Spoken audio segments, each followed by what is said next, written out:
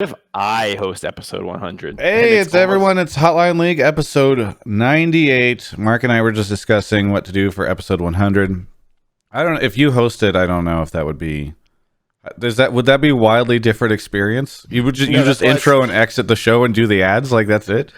That's it. Plus my webcam is on the left and you're on the right. That was a good point. I'd have to get Benson to remake this overlay. That's for that episode in particular. We should just, no. It should be like intentionally horrible quality. So like just literally flip it so all like the text is reversed. Yeah, celebrating 100 episodes of incredible production and flawless audio issues and amazing video and no lag, whatever. Yeah. Anyway, so welcome everyone to the show. Mark and I were in a chill mood tonight. This is going to be an interesting one. Somebody whose name rhymes with, someone whose name is DeMonte was supposed to be on the show and then messaged me and said he wasn't available, so we don't have a guest. On the plus side, someone named Fionn is going to call in and talk about why none of these goddamn esports reporters can do their job, including a Mr. Travis Gafford. I don't think that's what he's going to talk about. I think he's going to have the opposite take because he was one of the people that asked the questions. I'm kidding. Anyway, we've got a lot to talk about on the show tonight. Obviously, we're into the finals where FPX will face off against the best team in the world, G2 Esports. And then we've got the big scandal on Reddit today is the SKT press conference, which people disliked on my YouTube channel, even though I was not even there for it. I just posted the video. People disliked the video. Don't get angry at me. And also, what else? Anything else interesting? The rumors, or did this get officially announced? People were putting in the chat right as the show started that CV Max is joining King Zone, I think. I saw something. I think I saw Fionn actually tweet about that. Okay. He promised 3 world titles in a row, or he said like that was the goal or something. Yeah. By the way, this Reddit thread for the press conference topic is the SKT press conference questions were inadmissible. I think they meant inexcusable because I think I don't know if inadmissible is the right. You could not enter these as evidence in a court case, Travis. They were inadmissible. It's just like the classic Reddit take, It's just like I can't see these were unexpected. So mad they can't even fucking look up. I can't see these are unacceptable. I need a better term to really get the rest of the Reddit community to rise up with me. Imagine having the entirety of human knowledge at your fingertips for a moment's notice with instant answers available and not even bothering to check. Imagine the power at your fingertips. Then again, I've done this as well, so whatever.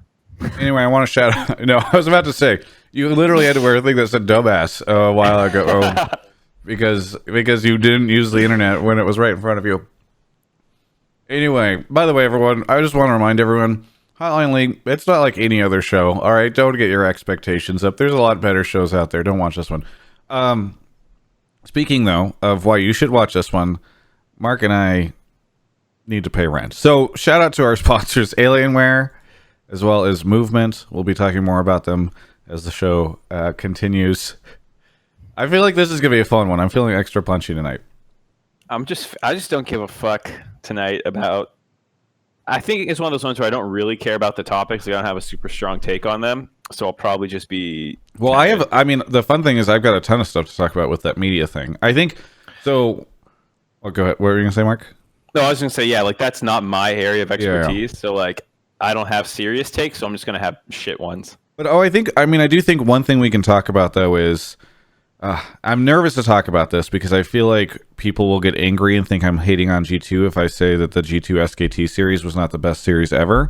But a lot of people were saying that, and then you were saying that you saw in VOD review a lot of people were not saying that, like in the different things. Well, even I tweeted after game 1, put this shit in a time capsule. That was one of the most high level games I've ever seen because it really was super super cool the way G2 was avoiding the map and being all non-confrontational, but then. I think you saw SKT start coming apart at the seams over the course of that series, and it didn't stay at game 1's level. Stolen Face in the Twitch chat, by the way, says no one is saying that. It was just a few comments right after game 1. Literally, one of the casters, the closing remark was in the best series of all time. I think Quickshot opened the like the countdown or the cooldown thing. I forget what they call it, World's cooldown. He opened that up and he was like, "Was that the best series ever?" And your boy Kobe goes, Nice. yeah. So at least Kobe had your back, and I think most people kind of knew that was like it was a good series. Like I don't want to say like G2 didn't play well, and no, 100%. We're not saying that. In fact, if anything, I would say SKT didn't play well. Like G2 looked great, although there were some moments where like there were a lot of mistakes on both sides. I do. Yeah. Well, sorry. What I wish you could do is obviously it's too high level or high profile of a game to do, but a super interesting like YouTube video you could do is just to remove all the nameplates or figure out a way to show somebody that without any context on what that game was and see what they think of it, right? Because I actually think that there's a world where people are like, wow, these teams are both like going weird. If you show that fight from mid lane where Faker ported some minions into a turret and then like had to walk all the way around through river to try and get into the choke point, while like I think it was Effort like inted in, and then shortly after Teddy had to try and like 1v4 to try and save the fight, and then Faker had 0 damage in that team fight. If you took that team fight and like you said, took the nameplates off, like you would think that was like gold solo queue. Like, hey, great mechanics, guys, but what was that decision making? You had Baron just fucking go push. Like, what are you doing? There were so many questionable Faker moments where it's just sort of like,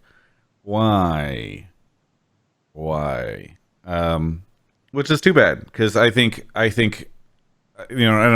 not trying to take anything away from G2 here, but like I would have loved to have seen that be like a 5-game series, like Faker playing as good as he used to, and just see like G2 come out on top in that like final game and really like triumph. But instead, I don't feel like that's what we got. I thought SKT normally builds up over the course of an international event. That's why they always go so far. So it was just kind of weird. Yeah, I'm sure we'll talk more about it later. But I mean, one angle to say why that was a really like entertaining series was that I think like major lead, like SKT, like the like the gold lead on average was like 3.5 was like the highest gold lead in the series or something insane like that, or I forget what someone tweeted these stats, one of the stats team people I think. But it was a super close series in terms of who could win at any moment and how close the gold lead was, and it was super super super exciting. So like, and like we're saying it wasn't the best series of all time because there were problems. Every series has problems, but you can see that like this was not quite like the some of the other series were super back and forth because both teams were just pulling off like beautiful plays. But again, G2 played great. Love G2, big fan. I have them as probably favorites for FPX. Yeah, shit, we'll get in there. Anyway, let's see. I'm trying to think if there's anything else. Twitch chat, let us know if there's anything we're forgetting. But I mean, I think it has been kind of a quieter week because obviously all we had was like the World semifinals. I don't think there's been any big roster announcements. That SKT thing I think is an interesting topic, if only because obviously I've got a lot I can talk to about all this stuff, so I'm excited to be able to talk about that. But I don't think there's really anything else besides semifinals, finals, and the SKT thing. Oh, the CV Max thing. CV Max is now the Dragon X coach. Did that get confirmed? Yeah, that's what people are saying. I don't know if there's much to say about that other than like glad he got a job. Wish it was in NA. Yeah. Yeah, that's the only thing we can say about it. Hi is in the chat, says that feel when Travis looks amazing and Mark looks like a bum. That's every episode. I can tell you haven't been watching any of the 97 previous episodes of this show. Hi, but thank you. Can I join the stream? Sure. We're gonna have Fionn on first, I think. Hi, but if you have some topic or something you want to talk about, I don't know how much you've been watching Worlds because we're probably gonna get a lot of Worlds questions. Whatever. Let's just get into it. Mark. Okay. Do you want to explain how the show works? Yeah, so if you've never seen the show before, here's how it works. You're going to want to go ahead and join the Discord link that I am spamming in Twitch chat to distract from Hi. So go ahead and click that link. When you get in here, you're going to go ahead and join Pleb Calls or Pleb Calls 2 voice channels. And then up above those, there are the Pleb Topics text channel. And that's where you're going to go ahead and post whatever it is you want to talk about. If we like your topic, we will pull you from the Pleb Calls voice channel into the waiting room channel where you'll hang out till it's your turn. We'll do one quick check with your microphone to make sure it works. And we're good to go. And then we'll pull you in when it's your turn. Do we want to talk about the scouting grounds team that qualified in? Did that happen in the past week?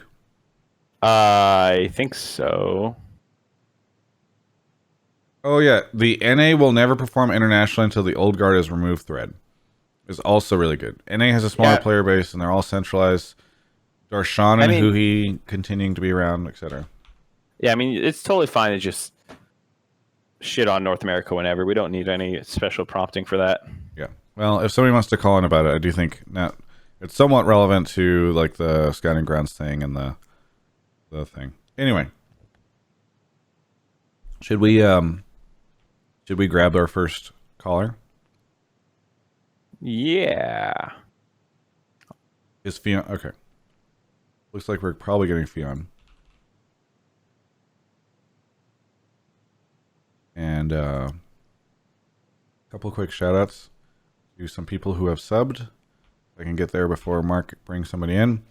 Thank you to Justo90, X Solvark, E Harl, St. Louis Slayer 24, Tipsy07, Techno Weeb, Ari Waddle, Scrapjack, The Way to Dawn, Fragbite Light, John G365, Nihilist Gamer, Girlish Menace, and Whistle Britches. Thank you everyone for subbing. Fionn is here.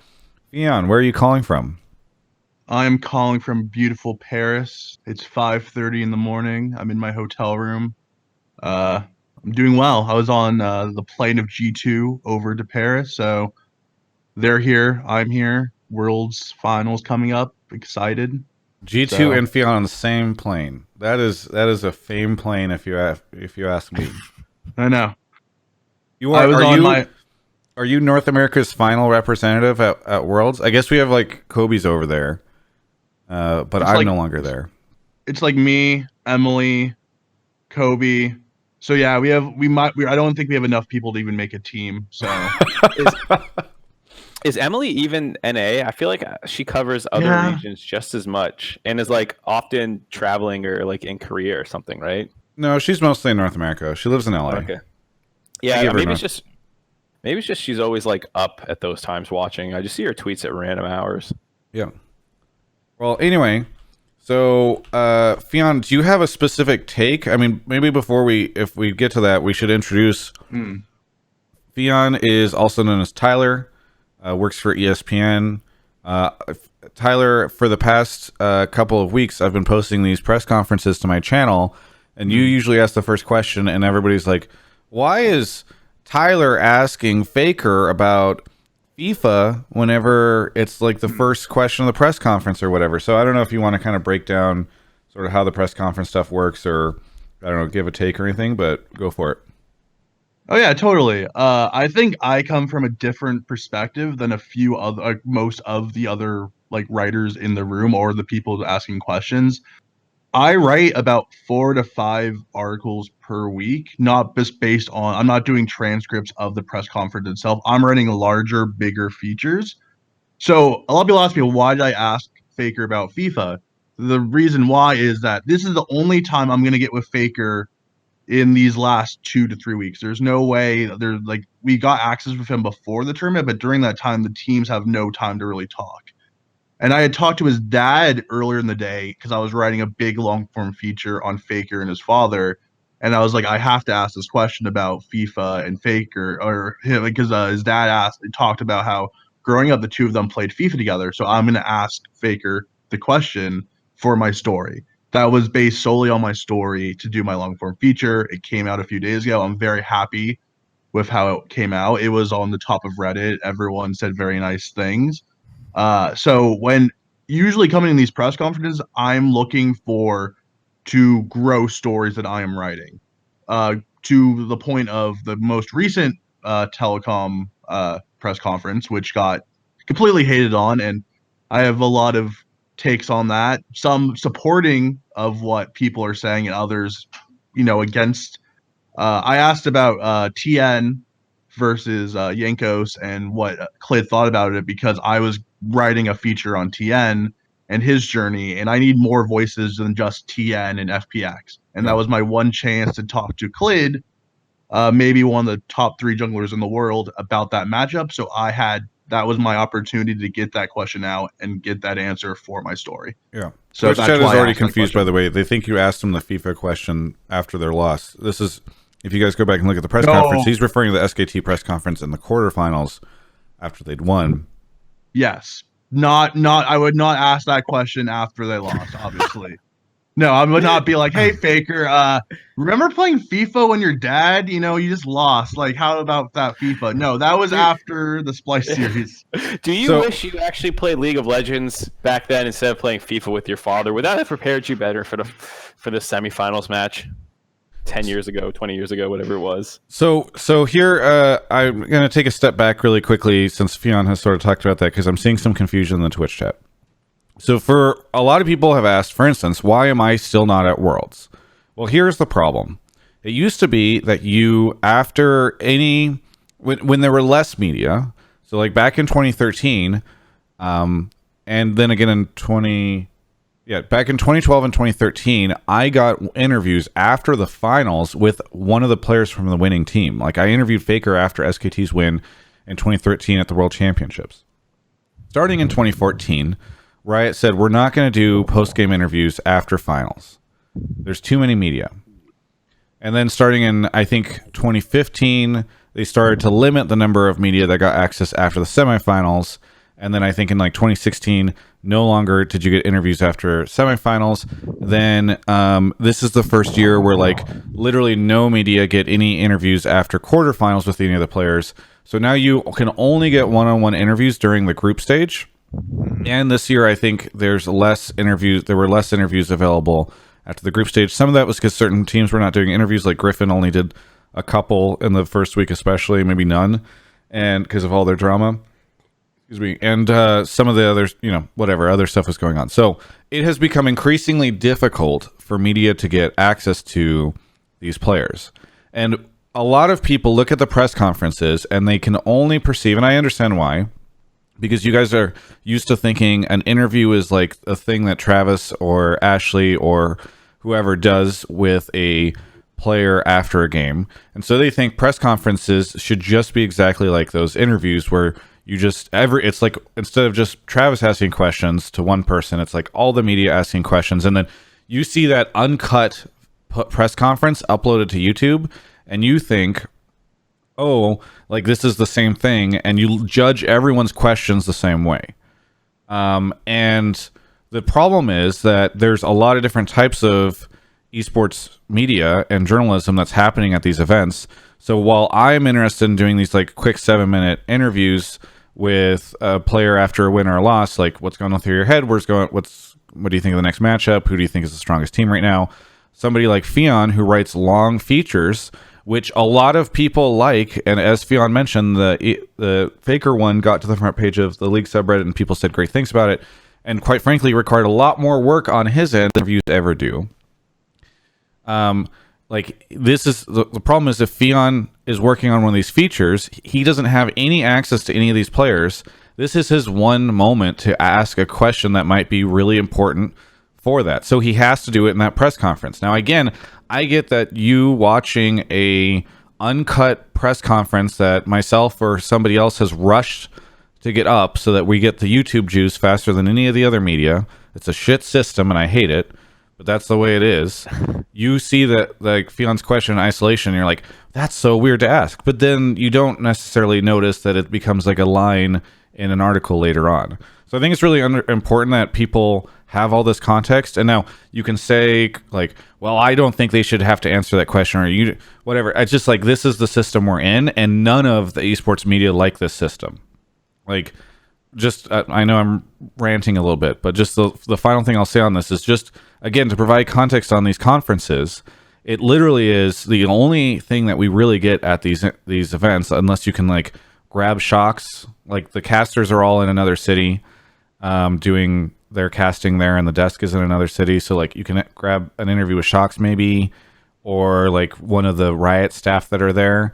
And so everyone records the same press conference, and then it's just what you see is people literally jump out of their seat as soon as the press conference is over and run over to their computer to try to upload it as quickly as possible because they know, and we're all on the same shit internet, and they know that everybody else is running over to upload it as quick as possible, and it just is the stupidest thing ever.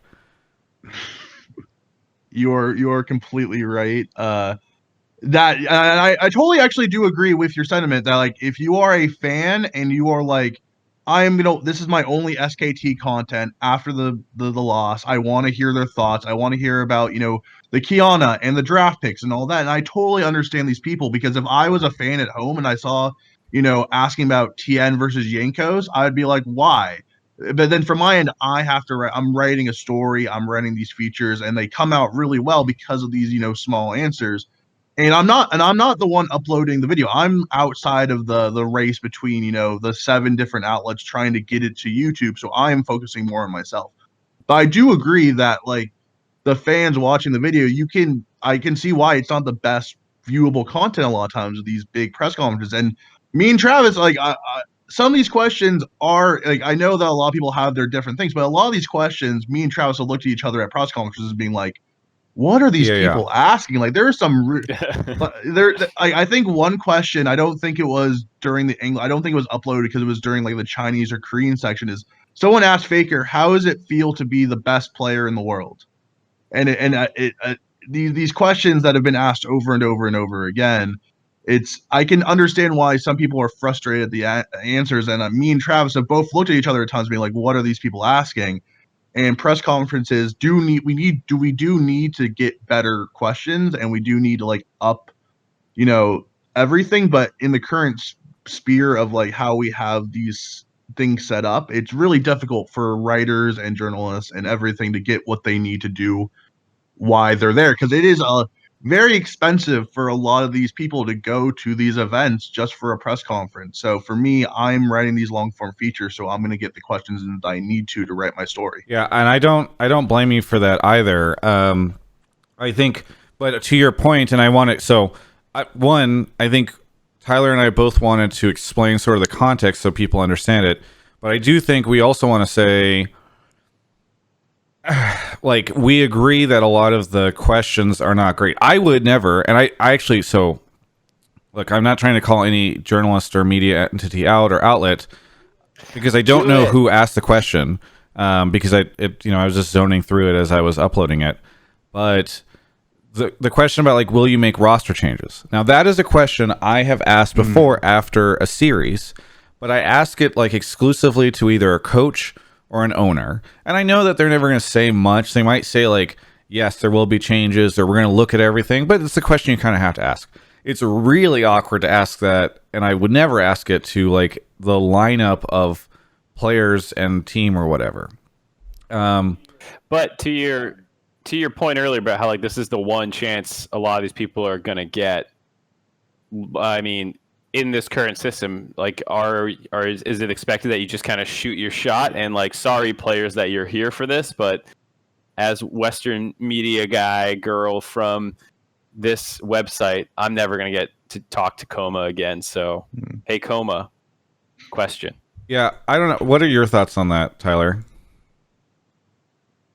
I do see Mark's point of like, this is their one shot, because me and you, I think we probably have been at the most world championships as journalists. Like I've been at the last 4 throughout, and you've been there since 1999. So we have a lot of good, basis of this, and we know that if we ask these questions to SKT and Coma, we're not going to get a good answer. But if this is your first tournament, you get one shot to ask Coma in front of the players, I guess. I mean, this is your one shot. I guess it's all right, but I think it comes down to, could you defend your question? I think if every journalist at that SKT press conference was in this room, can they defend their question? I can defend mine. I am happy to discuss why I ask the questions I do ask.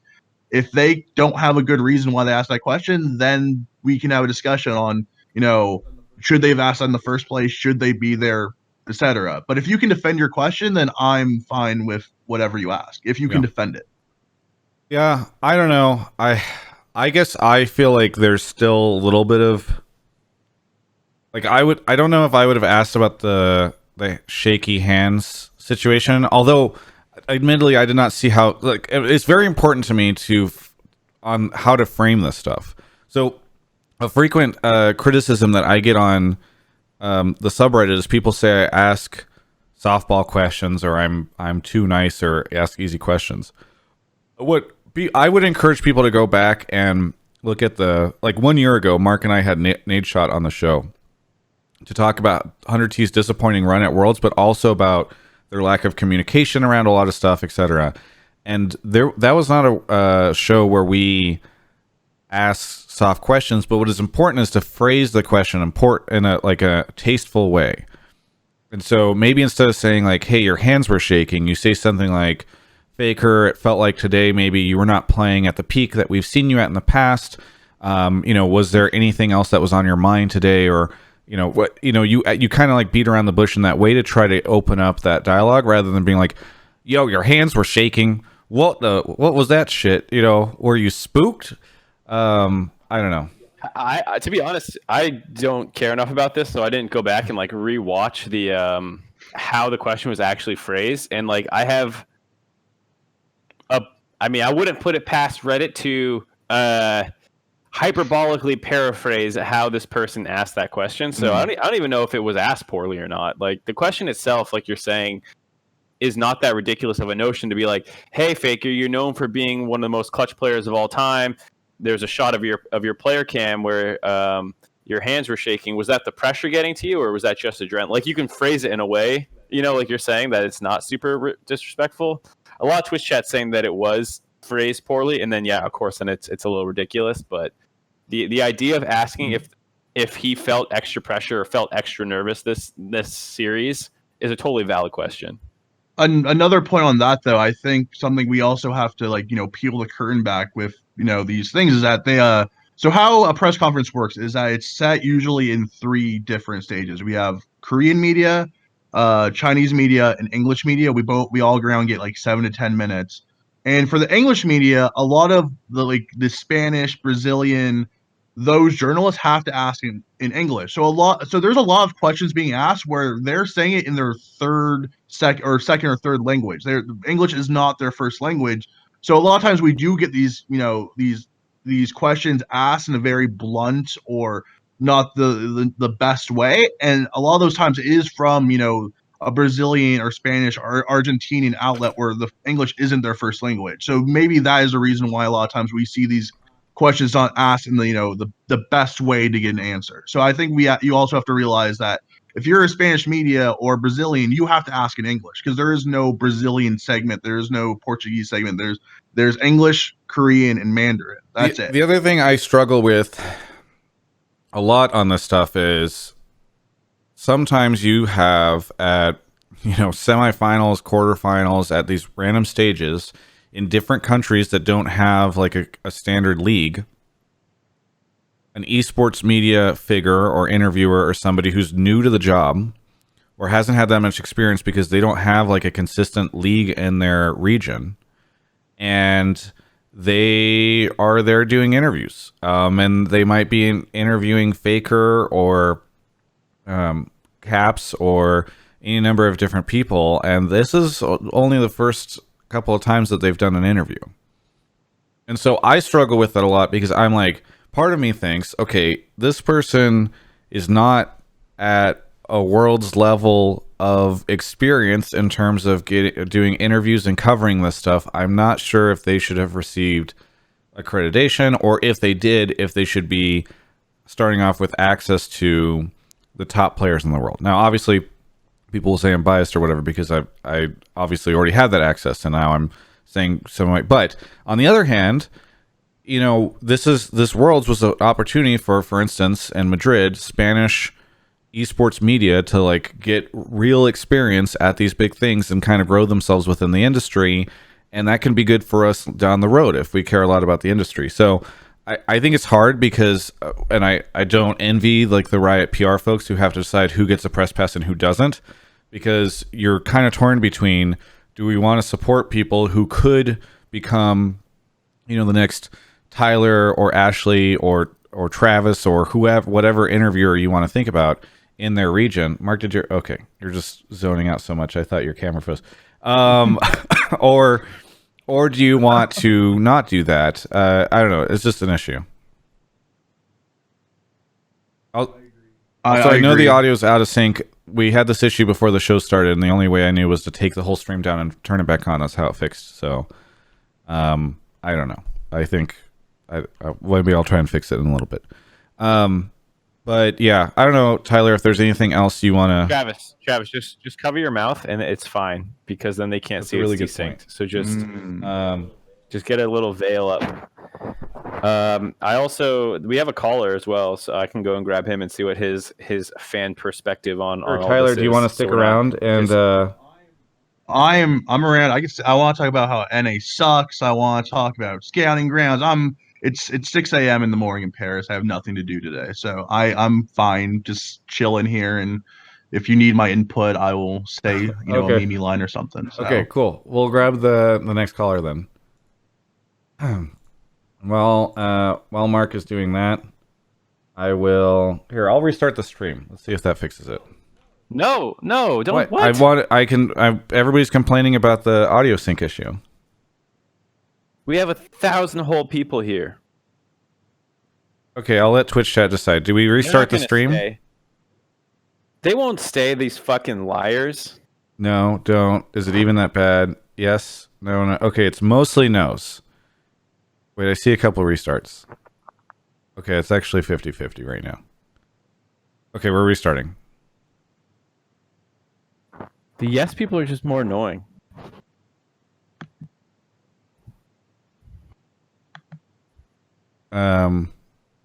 Do we have our next caller, Mark? Yeah, I'm here. Awesome. Well, we're joined right now by Darking. Darking, welcome back to the show. It's been a bit. Thank you for being a Twitch sub. Remind me where you're calling from. Raleigh, North Carolina. That's right. What do you want to talk about on the show tonight? I wanted to continue the topic on the post-game interviews, or press conference, particularly on the user side of it. So I wanted to discuss how I particularly found some of the questions very disrespectful and just inappropriate in this context. So just poorly timed and everything like that. There's a difference between bad questions, and then there's a difference between just poorly timed, disrespectful. Travis, is your stream working? Should be. Yeah, it looks like it's really down. I have Fs, yeah, and I have it up on my second monitor, and it's it hasn't come back up for me either. Now? I'm not seeing any drop frames. I see Travis Gafford is offline. Hold on. I think we got the Twitch one thing. It's up for me. I'm getting a French cheese. Can anybody hear me? Does anyone see me on stream? Everyone. This is a new... What is this thing? Yeah, I don't... wait. Seen this before. We're good now, right? What was that? That's like the new placeholder, where if for some reason it's like not getting connection, it's fine. We're back. Okay. Hopefully the audio is fixed. It's still delayed? Alright, I don't know what to do about it then. Sorry guys. This is not on me, by the way. This is a Twitch thing, I think, because we've never had this on any show before, and we fixed it earlier by turning off the broadcast and back on again, so everything seems fine on my end. Sorry guys. Move to Mixer. Do I need to restart? Darking. Darking, if you can just give your take again. You're from Raleigh, North Carolina, for anybody that doesn't know. All right.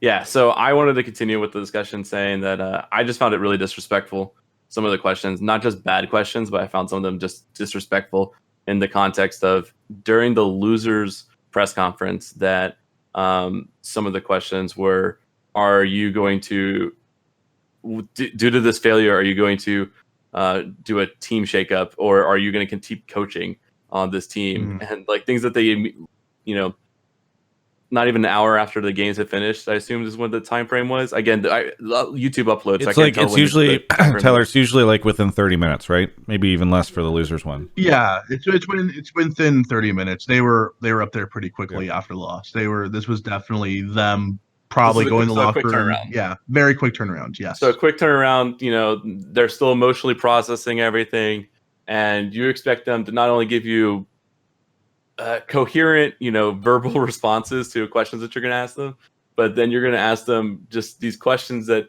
there's no one that could. If they would have won Worlds, they're going to keep their team together. If they lost this match, they're going to destroy their team, and like they have a plan already laid out to like, yes, Coma's going to quit and Baker's going to leave the team. I'm like, wait, what do you want the response to be? You're going to get the magical scoop out of this? These were just magically like disrespectful. Questions, and I just couldn't imagine why you would do this. And so I just say that as a fact. And I guess my take is these press conferences, this layout only hurts the saying where you were saying people in the past, you were saying it was really hard for you to get interviews with losers in any context for even in one-on-ones, teams that lose don't want to do interviews or anything. They want to just go home. And I feel like this is a perfect example why they don't want to do it. So I think the two things there are, one, as we said before, I agree that those questions are not great. I just for some research, for some context, I don't know how Tyler does it, but for me, I generally, when I'm going to ask a question, especially when I think it's kind of a big one, I am asking myself, like, what am I expecting to get out of this? Like, maybe I don't know the answer to what they're going to say, right? But how do I think this is going to play out? And when I might think in my head, should I ask if they're going to make changes? Obviously, they just lost. Like, is that something I should ask? I think about the person who I'm asking, and if I'm asking, like, Coma, for instance, are you going to make changes? I'm like, he is not going to even hint at that in front of the players that are sitting next to him that just lost, Maybe if it was an owner and he's like, we're disappointed in this, and like, while the roster was great, clearly it's not there, so we're going to be looking at everything during the off season and seeing what's out there. Like that I could see happening if it was a one-on-one with an owner and he knows it's not going to get released for like a couple days, whatever. But like, I agree with that. That being said, I don't think that necessarily this means that no one should ever do any content after a loss, because I have done interviews before after losses where it is far more interesting it's a far more interesting discussion than it is whenever it's a far more interesting discussion than whenever you're interviewing a winner, is what I would say. I guess yeah, and part of it too. I didn't want to say there was no loser interviews. I just saying that this format hurts the opportunity for us to have good questions or good examples of the loser interviews and stuff like that in the future, because they're just going to look at this and be like, why would we like put any of our players or possible coaches or any of our staff into this position where they're going to be at risk to go through both the emotional turmoil and also like compromise themselves in saying something. So I just feel like that's what I'm trying to say. All right, I'm with you on like bad questions or stupid questions, or even like the idea that some of these are disrespectful. Emotional turmoil is a little bit strong of a word. It's not like someone died in front of them or something. I've been through some pretty heartbreaking defeats. The whole "Grats on Worlds" curse. No way LMQ comes back from a 0-2 was a meme literally started by a team that I was coaching.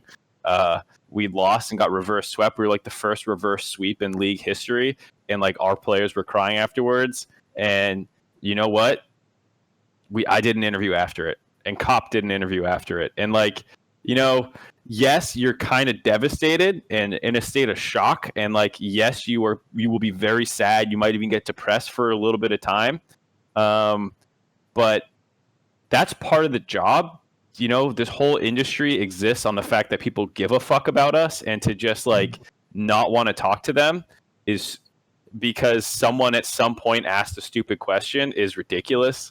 So I don't buy the whole emotional turmoil. They're not in a state to talk to us. It's like, fuck that. When people are raw, sometimes that's the best time to talk to them. And like I said, this is not comparable to like,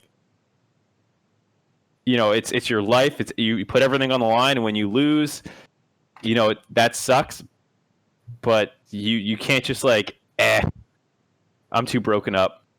Everyone is broken up. Everyone has their dreams on the line. At the end of Worlds, 5 fucking people are happy out of like the 100+ players who showed up. 5 of them are happy. What you want to Emotional turmoil is probably the wrong word, but yeah, I agree. I was trying to not belittle the time spent, and I know when I competed in other sports and not for money or anything like that, but losses hurt. So I can only imagine when you compete, you want to compete and you don't like losing. And I imagine every one of them that goes up there feels like that to some degree.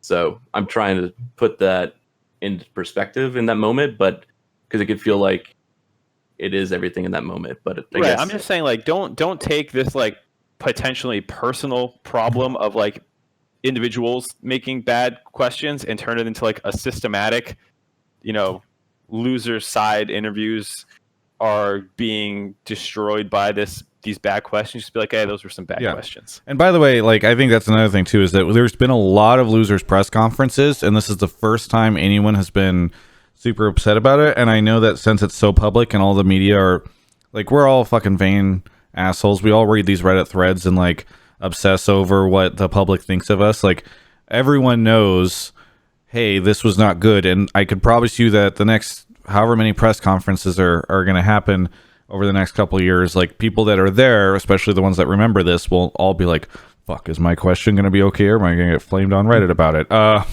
So I think it's not too spooky. I don't know, Fionn, if you have a take on the loser press conference stuff. I'm happy. I like Mark said that this is, and what you said, Travis, this is the best content you usually are going to get if you are writing a feature on something, or if you get a one-on-one with them. Again, like I said, I asked a non-direct question based on the final because I'm doing a TN feature, but emotional turmoil and all that, and it's too hard to ask a question. Any journalist, anyone at ESPN would tell you that's wrong. That's the best moments you have. On another point, I know we have the Dade Award for the the biggest disappointment of the World Tournament. I want to give a shout out to, at least on my end, Clutch Gaming, who went 0-6, but they accepted every single interview that we gave them, and they were doing interviews after every loss. Splice was the same way, by the way. So, Splice was also amazing. So yeah, so Clutch and Splice, kudos to you. You two did great. You accepted so many interviews, even after losses. I just want to give a shout out to those two teams who, even in defeat, were very happy to talk to media and were gracious about it. No, it's super appreciated. Can I ask one more question then? Hold on, we got Hi joining us, fresh from solo queue. I'm still in solo queue, actually. I'm currently in laning versus Rise. I'm level 2, he's level 1. But I just wanted to hop in here and say really quickly, as being a pro player in the past, I think it's perfectly fine to do loser interviews. There are sometimes questions that can be better than others, but I think people saying that there shouldn't be any is pretty dumb. And for reporters that ask questions that, like, their job is to make headlines, right? Their job is to get people to click onto their articles, get videos, likes, etc. I don't really see the issue with that. So that's nice. We get paid a lot of money to be on stage, to make money playing games. It's not the worst thing in the world to have your emotions on an interview. Thank you, Hi. Are you going to come back later on for another take, or are you coming on the show exclusively for this 30-second segment? I mean, I could come back later, but that's kind of my opinion on it. I don't really have much more of an opinion now. We're queue time filler. Yeah, right now I'm trying to get to Challenger because I was trying to play duo queue with Sneaky the other day, and he said he didn't want to play. Well, he implied he didn't want to play with me because he's worried I suck at the game. So that kind of hurt my ego, So I'm practicing right now so that I can play with Sneaky sometime. It's a good goal, I feel like. Thank you. Yeah. Thank you. All right, thanks, Hi, for coming in. I appreciate the thought. Yeah. Thanks, Hi. Hi. Yeah. Bye, Hi. Bye. Okay. I don't know if he was going to disconnect. I moved into the waiting room as well. We both moved him. That's funny. Oh. Darking, did you? Well, I realize actually he's laning right now, so he doesn't have time to like move himself in the Discord. Darking, did you have like a final thought before we move on to something else? Yeah, I guess my final thought is like both Fionn and Travis, are you guys worried that I guess the SKT or press conference, that's going to like cause you guys to get less interviews in the future for. So what the I loser worry ones, about because is those are the ones what that you I want worry so about much. is I feel like Riot. I want to be careful in the way I say this.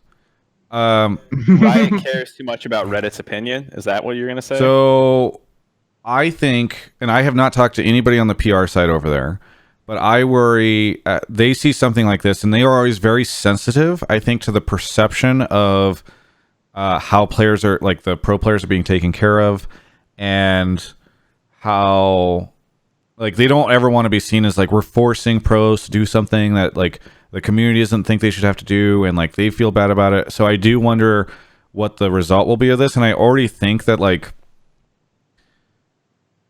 there is obviously I'm on one side of this situation in that I am media, and it is important for me to have access at these events.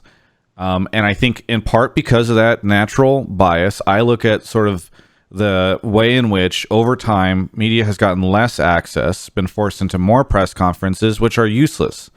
Like Deer, who translated for us, and you guys might have seen her in some of my interviews, she stuck around at Worlds, so I'm just having her hold. If you're seeing the press conferences go up on my channel, it's literally because I'm having her hold her phone up, and we gave her like an audio recorder to plug into their soundboard, and then I just put those up on my YouTube channel, and now I'm like at home and don't have to worry about spending thousands and thousands of dollars to have Brodin and myself over in Europe for a couple extra weeks. And it's like sad to me that is like just as efficient of a system in covering Worlds, at least for my stuff. I know Tyler and ESPN do stuff differently, but like it's just unfortunate. So yeah, I do worry, because if like losers conferences become like optional, because Riot's like, well, Reddit got really upset about that, and we don't need to have these pro players do these losers conferences, and like that would just make the situation even worse, I think, for media in a situation where it is already pretty bad. I mean, I wish I was still at Worlds. I wish I was at Worlds and that I had some sort of business justification for being there, because if I stuck around, it would just be because I wanted to stay for finals. But there is like virtually no incentive for me to stick around from a business perspective after group stage. And I could have left before semifinals and it would have been probably fine. So, or quarterfinals, I mean. So that's just kind of the way it is. Yeah, I agree on the hope that on the Riot side it doesn't become an issue where they make it optional again. I think another thing that people kind of overlooked is that I think there's a rule that they at least have to send two players. And you can even send to the press coach can conference be one of them, I believe. Because when Invictus Gaming lost against FPX, they only sent Rookie and Jackie Love. So for SKT, they sent the entire team. I'm afraid a bit on the Riot side if they might, try to change things, make things optional, a very slippery slope when even asking like what questions you can ask and not ask. On the SKT side, I think we're good. I don't think this is going to hurt the relationship between SKT and media at all. Actually, with the Comcast takeover of SKT and become T1, they were one of the best teams overall working with this tournament. I cannot say enough good things about Joe Marsh and the Korean team and the media team. We got so much access with them this tournament. I talked to Faker's dad on YouTube. Obviously, that translates to the long form feature I wrote about them. We got to talk to them a little bit before the tournament. I would not be scared that T1 and SKT is not going to want to do stuff with media anymore. They have an eye on the West. They know how important media is. So I wouldn't worry about that. I think the overall thing is that hopefully Riot doesn't, doesn't flinch at this, this response in the Reddit thread and make these things optional. I do hope we can continue with loser interviews moving forward. Maybe one day we'll get back to one-on-ones after loser interviews, but with so much media there, you can't do that, especially when people are paying thousands of dollars to be there. And if they didn't have a press conference, they would get nothing. So, all right, let's move on to the next call. But Darking, anything you want to say on the way out?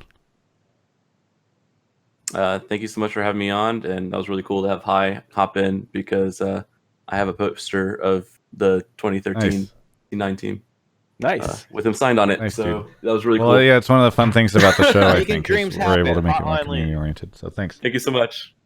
All right, let's move on to Slasher wants to talk about this, but he seems to be struggling to Discord? join a channel.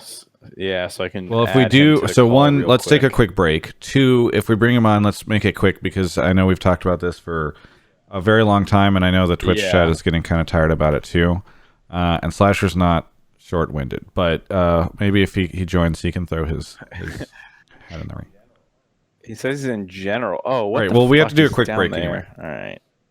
All right, so All right. Yeah, really quickly, time to do our quick shout out, our ad for our sponsor, Alienware, who does so much to do all this stuff. You know, I would not have been, I mentioned, of course, that it is actually incredibly expensive to cover Worlds. That's one of the reasons why I headed out once the content dried up. But we wouldn't have been able to cover it at all if it wasn't for Alienware. They make some great stuff. In fact, I've had some literally some industry people have reached out to me, like random folks who work in the industry who are just like, Travis, appreciate Alienware support of you. I think it's really cool. How can I hook you up with credit for this Alienware PC I'm about to buy? Alienware.com/Travis. You can check out all their stuff over there. We are, it's getting to the end of the year, and this is normally when you start talking to the sponsors about what does next year look like for the relationship. And what's really cool is I'm feeling pretty good in an upcoming conversation with them, in part because you guys have done such a great job. And Wicked is rating me right now. Thank you, Wicked, for the 88 viewers. In part because you guys have done such a great job of tweeting at Alienware and thanking them for the support, shouting them out in Twitch chat, shouting them out in YouTube, going to Alienware.com/Travis. Actually, many people have and heard about this recently, gone there and purchased stuff and really supported their sponsorship. So either way, like, the fun thing was a year ago we announced this partnership, and you guys have been incredibly supportive of it. And so I just kind of want to take this break right now to say thank you for doing that. I hope you continue to. It is more help than you know. They make some great stuff. You can go check it out, Alienware.com/Travis. I'll put the link in the chat. And if you're watching on YouTube, you can go check it out there too. And thank you to Alienware, by the way, because like it coming back from Worlds and just knowing what the costs were to cover that event, go book out a flight and hotel and pay a producer and all that stuff for 3 weeks at Worlds. You will see how expensive it is to go to Europe. So either way, thank you to them for supporting us and everything we do. And go look at their stuff because it is super legit. They've got some. They even have some new peripherals that are behind me that you can go check out over there too. So they don't just make computers or laptops. They make monitors. They make headsets. They make keyboards, mice, etc. So either way, thank you so much to them for supporting the show. Are we grabbing? Is it Slasher time? All right. It is Slasher time. Hello, Rodney. Man. Good. Hey, how are you? Not too good. What are you playing? Game. Counter-Strike. Okay. Counter-Strike. For those that don't know, Slasher and I worked together back when I used to work at CBSI. He's broken many stories. You had the Overwatch 2 story on ESPN. Dude, I've been getting yelled at all day today about what? Shit. Oh, really? People have been going in on you? Because I reported that Courage was going to. Oh, really? Before. Oh, yeah. Nice. You stole their sweet YouTube views. Indeed, I did. Great. Well, so instead of 3 million views, who only get 2.5, he still gets to keep all of the millions of dollars. Well, either way, we're on Twitch right now, so we're not talking about YouTube. They're a valued partner. I really appreciate the great revenue share model I have with them. Slasher, what do you want to talk about? I missed like the first 40 minutes, and I only heard like the end of it. And so I heard Fionn. All I got to say is, one, this is incredibly fucking. All of this esports journalism shit is someone who is really in it. God, there could not be a more boring topic, I think, to talk about for a fucking hour. No one gives a shit. No one gives a shit. I don't even give a shit. I've only been listening to it for about 20 minutes. All I'll say is that look, in all industries, there are certain people that you're going to. Everyone has different personalities, right? So it's all about the person who's asking the question more than anything in certain circumstances. Some people are just dicks. I mean, a lot of people consider me an asshole a lot of the time, but I do try, especially in interview type scenarios, to be honest and truthful and be ask the questions that need to be asked in the right way, but it has to be respectful and done in a way where you can have a good rapport with the person you're interviewing. And that's always going to be how it is for everybody. Okay. So some people will be dicks, and some people, and that's kind of just how it will be for life for most things. I think that can sum up for this certain situation. I do think there are bigger things for the people need to be looking at. People should. The esports community is a little bit more soft than the sports community. It still doesn't understand kind of how sports is most of the time, and they have a deeper attachment to players than I think that some sports fans do with athletes. Like a fan of a gamer in esports really likes their pro or their streamer or whatever and everyone loves celebrities and whatnot. But they feel like a more emotional attachment. So when like their announcement gets broken first before they get to talk about it, or something negative happens to that player or person, they get really emotionally invested into what is happening.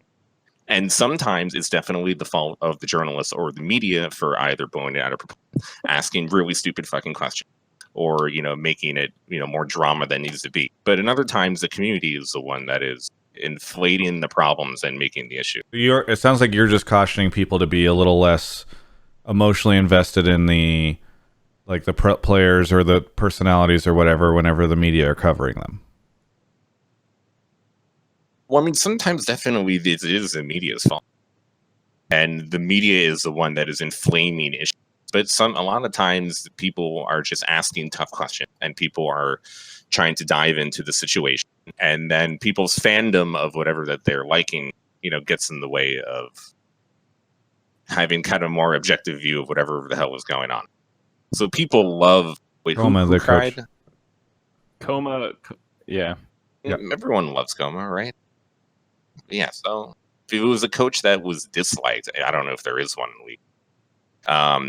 Plenty from the reaction have been the same. Yeah, I don't know, but everyone loves Coma. So I do think also asking just specifically about if they're going to make roster questions is kind of a stupid fucking question. And as someone who always reports on this shit, it would seem contrary to what I believe. Yeah. But what are you going to do? You're going to ask some guy at a press conference if they're going to make roster changes. How the fuck did they even know if they're going to make roster changes? It's a stupid question. You're not even getting an actual answer to a question. It's just a provocative question. So I actually think either way, it's really bad. Thank you, Slasher, for calling in. We're getting resident sleepers in the chat, not because of you, but because we've just sat on the topic for so long, as you know. Nobody gives a shit. No one fucking cares. Well, good. Maybe we've beat the topic to death so that everyone can move on, and Reddit won't be obsessed with it. Yeah, Reddit only remembers for 2 hours, or I mean 2 days. So now that we've done this, it's dead for sure. Hey, thank you so much, Slasher, for calling in. Looking forward to having you on a future episode. No, you're not. You actually never invite me on. Slasher got disconnected. That's weird. I don't know what happened. All right, let's move on to another topic. I think I have gameplay questions and stuff for the rest of this. So let's go. Let's see. Yeah. So Fionn, if you want to stick around, feel free to. If you're not tired. Oh no, I'm feeling great. I'm just gonna be in the background. I'm waiting for the NA topic about what we should do to save our. We did a lot of that last region. week. So I don't know if you're gonna get what you're looking for, but a couple of quick shots. But I'm happy to talk about whatever, being actually at Worlds and the G2 SKT series. Don't appreciate you saying actually. I do agree it wasn't the greatest series of all time. Just dropping that on me. Yeah. Well, you missed. I mean, you missed the press conference, Travis. Disney paying for everything. All right. All right. Spicy take for Twitch chat. Fucking baby ass. Halmy, thank you for joining the call. Where are you calling from? I am calling from Chicago. The Windy City. What do you want to talk about? So, a bit of a spicy take that I can understand why people may disagree with me is that Faker could possibly receive the Dade Award this First year. off, I want to be clear here. I saw a tweet this week. None of us are officially authorized to provide the Dade Award to anybody. The community's not. No one Exactly. here even think about providing a Dade Award to anyone. My That is kitty not is, what we're though, allowed to do on the show. you Apparently, know. it's been copyrighted and it's exclusive to a completely different show, even if that show isn't on the air. But it is this year. It is but on the air. we're not allowed to give it out any other years. It's very important. Continue. So how many? We can still give it out as a recommendation, which that is Okay. why I'm here today. So why Faker this year? Okay, so first of all, the Dade Award is that someone who was overhyped. So on almost everybody's rankings, for example, Honda, Diaphoria, Jad, and Vedi both put Faker number 1. Reddit fans put Faker number 1. Yamato Cannon, Faker was put number 1. Some other smaller known places put him a bit lower. LS number 12, ESPN number 11, but he was on everybody's charts and he was put very highly because of his consistency, his ability to stay on top form even on high pressure situations. And now why I feel that this hasn't happened this year. Sure, I agree, Faker had multiple good games, but I feel that a big percentage of them, he was, for one way of putting it, was running it down to at least some degree. So I think 6 out of his 14 games, he was not performing up to standards. So he wasn't Those- performing up to standards, Okay. and as you're pointing out, he was really highly rated going into the event. So I'll chime in here. I actually think this is a pretty. I mean, it's hot take, but I don't think it's that ridiculous. I might not personally agree, with the caller, but at least I can kind of agree with that. I tweeted before the series started that I think SKT actually hasn't been that impressive if you actually look at their tournament. Like, they beat FPX, or excuse me, Splice in quarters, and you can make of it what you will about how strong Splice is, but they struggled a little bit against them. One had the Mata game, but even in game 4, Faker didn't look that good. He inted against Nemesis a couple times in group stage. They lost that game. They almost lost to RNG twice, who didn't even make it out of groups. They did not play that incredibly over the course of it. And then when you see their games versus G2, they got 6 Barons to G2's 1, and they couldn't fucking win that series. Like, you see that stat, and like, I bet I've never seen that stat in a series before. I don't think I've ever seen the winning team get that many Barons and lose. So you start looking at the individuals who like made it happen. Effort, obviously, Turbo went to game 3, but Faker had some problems on Rise when he potentially could have carried that game. His Kiana wasn't great. Like, I'm definitely in the Faker did not live up to the number 1 player in the world hype that everyone gave him to. I mean, to Not be even clear, close. ESPN gave Yankees number just- 1 player in the world. So Hey, he's in the final. He's in Well, the final. so far, looking at the rankings, it kind of makes sense. G2 is top 2 right now. Yeah, but he's not been the best player on their team. I think you could say Caps or Perks would be pretty deserving. Tion Yes, and Perks Gafford. so far was most consistent, but Caps most recently in those series. Sure. Either way, on the point of the topic, though, I kind of agree with you in the sense that I don't know if I'd say Faker wasn't a top 20 player at Worlds, but he definitely wasn't close to number 1 compared to other people. And he wasn't even the best player on his team. I think Clid had a significantly better tournament, and potentially Khan even as well. Teddy probably did. He might have been the 4th, anywhere between 3rd or 4th best player on SKT this tournament. which is pretty crazy to say compared to when we last saw him in 2017, where he was like hands down, far and away, best player on SKT and dragging their fucking corpse. So would we be saying this about a player who wasn't Faker? Like, is he kind of cursed by his own legacy and his own long performance, and that's why we're saying he underperformed or didn't look good? He did have multiple performances that, as not even a mid lane main, I could tell that he was making a lot of simple mechanical mistakes on Twisted Fate, Akali, Quiana. I only know because of the casters, but yeah, but champions that can require high skill level, but some of the mistakes he was making on them were quite basic in my opinion. Yeah, I think, it is partly because he came in with the expectations of being on one of the best teams and being supposedly one of their best players. But I think anyone would have drawn criticism for those games. And I think you can make the case that Faker got memed a little bit, but no one flamed him really. And I think you can make the case that he actually got less hate than Quiana in a similar position would have had in a game where post 15 minutes he was pretty useless and got caught out of position. So yeah, I don't believe he deserves hate either. It's just that sometimes an award has to be given. Yeah, no, I'm just to be clear, we can't give that award. I just want to be clear here.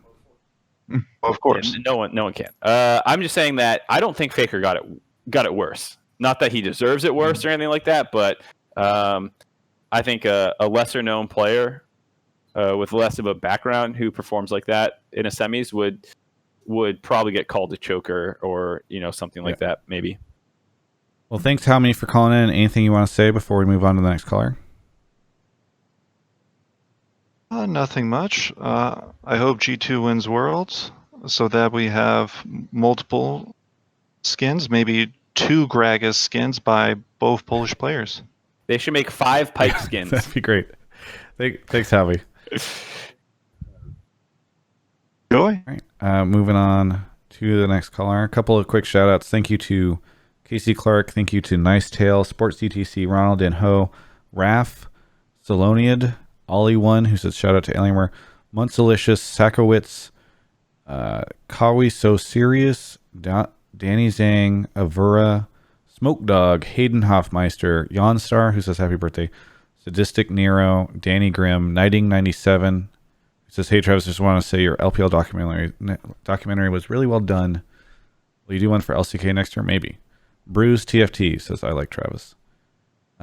Somebody said they subbed and then I didn't shout their name out, but I'm pretty sure I don't see them in this list, so I'm a little confused. Anyway, St. Louis Slayer 24 is here. St. Louis Slayer, are you calling from St. Louis? What do you want to talk about on the show tonight? I want to talk about how I think the SKT series was overall not very good. I think they looked out of their element most of the time, and I think that G2 wasn't forced to show much in their match. Okay. So you don't think it was very good, and the SKT didn't look great, and G2 didn't have to show much. Do you have any elaborations on any of that? You don't have to. We can dive into it, but feel free. Yeah, no, I do. So when I was looking back at the games, it seemed like SKT were almost never on the same page past the early game. They had early game leads in every game, but once it came to the mid game, there were like weird split pushes by Faker, poorly timed team fights, over forcing. Like in game 3, when Effort Leona ulted the mid tier 1 right after they got Baron. And then they just lost that fight because Faker wasn't there. So overall, I think there were a lot of pretty poor plays from SKT. I want to hear Travis's thoughts on this because I know he was dying to talk. I watched this. To be clear, I missed the first game, but then I woke up in time for the rest. Yeah, I mean, I just feel like, we just talked about how Faker didn't look that great. I think, I'm so nervous to say this, but there was a caster call at the end of the series. And I know that last time this didn't go very well for me, but I'm just going to say it. The caster call was the greatest series of all time. I don't think that was the greatest series of all time. I don't know if I can give you a better one. I'm just saying, like, SKT versus Rocks. Yeah, I think people would generally say that's the best. I think it won an ESPN poll, right, Fionn? I believe so, but I can say I was at Rocks and SKT. The year after, I was in the semifinals for RNG SKT, and I was at G2 SKT. I would say G2 SKT is third on that list. I think the crowd and the atmosphere and the series itself was better in RNG SKT in Shanghai and in New York City for Rocks versus SKT, which is still my best esports match of all time. G2 SKT wasn't close to that. Rocks versus SKT was a level or two. And I would say Seal GTSM in 2015 finals. That was no, just kidding. But no, I think I do. But I just like I get why people get into the hype and all that stuff. But it was exciting, and I'm sure it was super exciting, especially for G2 fans and EU fans to see. Like G2 they're one series away right now from the Grand Slam, which is super hype if they can complete it because nobody else ever has before. I just don't know if like that was the greatest series of all time, and in part because it was 4 games. I mean, that alone, I think, limits a little bit. It was not as close as it could be just by the game count. Yeah, I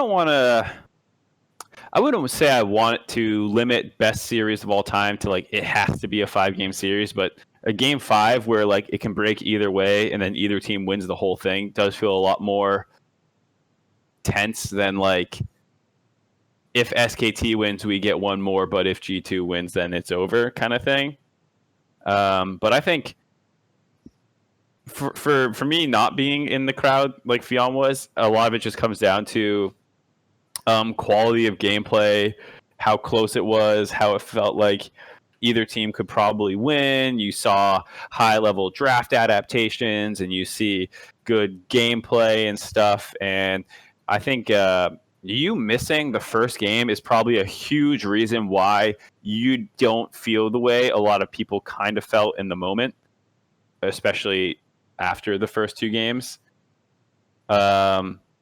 Because game 1 was crazy. It was this low kill game after a tournament full of pretty fast paced stuff. You know, it was like a flashback to 2015 Worlds with Korean teams, except it was G2 putting on this macro clinic and just running them around the map and being totally non-confrontational and trading objectives and putting the pressure on SKT. And like, it looks so good. And then it ended on a single team fight, which was, you know, like, it was such a throwback game to a different era, and it looked really, really amazing. And the decisions and the macro choices being made were like so well reasoned out. You could go back and like defend them. As the series progressed, the amount of in-game decisions that happened and mechanical plays where when you go back and look at them again, you're kind of like, yeah, hey. That started to go up pretty substantially. So I want to, if everyone on Discord can be quiet, because people in the Twitch chat are saying the casters didn't say that. I want to see if I can hear. I mean, well, I'll be able to hear it. Well, not the Discord folks, but on stream. I'm just going to play the last here. Oh wait, hang on. Damn it! It's playing through the wrong speakers. One second. We're all holding in together. NA production. Team in the history of League of Legends. Oh, here we go. Taken down. Buffering. Can he get it done? He can't. The Vladimir. They can't do it. This is it. The greatest team in the history of League of Legends. Taken down by the greatest team Europe has ever produced. FPX. Okay. Maybe I fucked up because it was early in the morning and I was tired. Where's the dumbass sign? I need that from you, Mark. They said the greatest.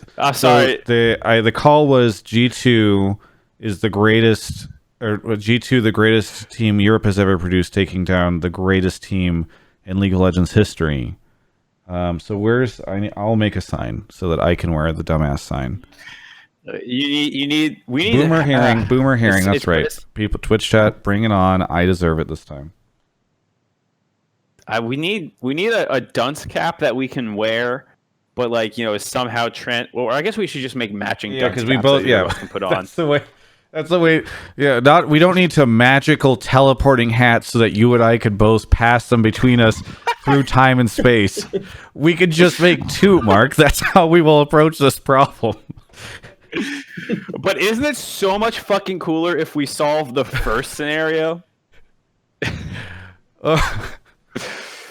We can make a graphics package. There could be like a shower that goes over, that you press a button and like it's CGI's fucking moron. Yeah. Okay, I'll give 5 subs to the chat as an apology for my boomer hearing. Anyway. So, this is a bit of a non-topic. No, but I mean, I think it's true. So it seems, in general, we're all in agreement that as hype as that was, it was not as hype as perhaps people thought, or a lot of people made it out to be, even if I was wrong at the end. To be fair, Draco's had a great call, but separately, following that, Quickshot did ask, was that one of the greatest series of all time, following up. And people basically were like, yeah, it was a great series. So, if you go and find the Quickshot clip, unless my boomer hearing happened as well, maybe you want to double check my boomer hearing. I do think there was some discussion. I don't want to turn this show into crazy. Let's listen to all the EU broadcasters and try to catch them. It'll fuck up. I'm trying to save you. I'm not trying to put the hate on Quickshot for people watching. Okay. I'm trying to save my good friend Travis. Thank you. Let's see how Quickshot starts cooldown. I'm trying. Well, before you go, I'm trying to save Travis from thinking that there was literally nothing on broadcast that was talking about how great that series was. Let's go G2, let's go G2. The Grand Slam is on. G2 take down SKT 3-1. They're staring down the barrel of FPX next weekend. What a series to Fischio. Dude, I'm like so nervous. It's actually insane. I don't know why I'm nervous now. Like they just won, but it's like it's so crazy. Like when you have to go through SKT as well. They've beaten them twice now this year in best of 5s. And we were screaming at the monitor for like 4. Even doing Pick and Manfest was like, what are you doing? What about this? What about that? Everything is just like, it's so crazy. And then they end up pulling it out in the end. What's crazy to me too, watching it, is the tables have completely turned. Now it looks like when these teams match up, it is SKT. Mark, I don't see anything at the start of the series where Trevor's talking about how amazing it was or the greatest series of all time or anything like that. And you said Kobe started disagreeing with it. I don't even see Kobe disagreeing with it. So Darkwing says it's there, somewhere in there. Yeah, it's somewhere. It might not have been at the beginning, but I do remember Kobe saying something about it. I swear it was don't worry, it's only a 27-minute video, so we'll just keep listening. And at some point in time in the next 27 minutes, we'll hear it, and then Mark won't have to give 5 subs to the chat. Whatever. Anyway. Yeah. Whatever. The point is, it was a great fucking series. It was super hype. Someone talked about how it was the closest series of all time, basically, in terms of gold lead and like time with major lead. So it doesn't matter what we're saying right now. It was a fucking dope series. G2 played way better than SKT, despite that 6-1 Baron thing that we're talking about. I think it's fair to say, to the caller's point, that SKT played bad, but they like. I made this tweet on Twitter about how like no one picks a scaling comp and goes into the series like, yeah, we'll lose 6 Barons to 1, which does I think speak to a little bit more about SKT mistakes, because I don't think anyone's ever probably lost 6 Barons but then won a series, quite like that. So, but I think that does speak to why G2 is such an amazing and interesting team, and how a lot of conventions that just seem to not hold true for them, and that's why I think.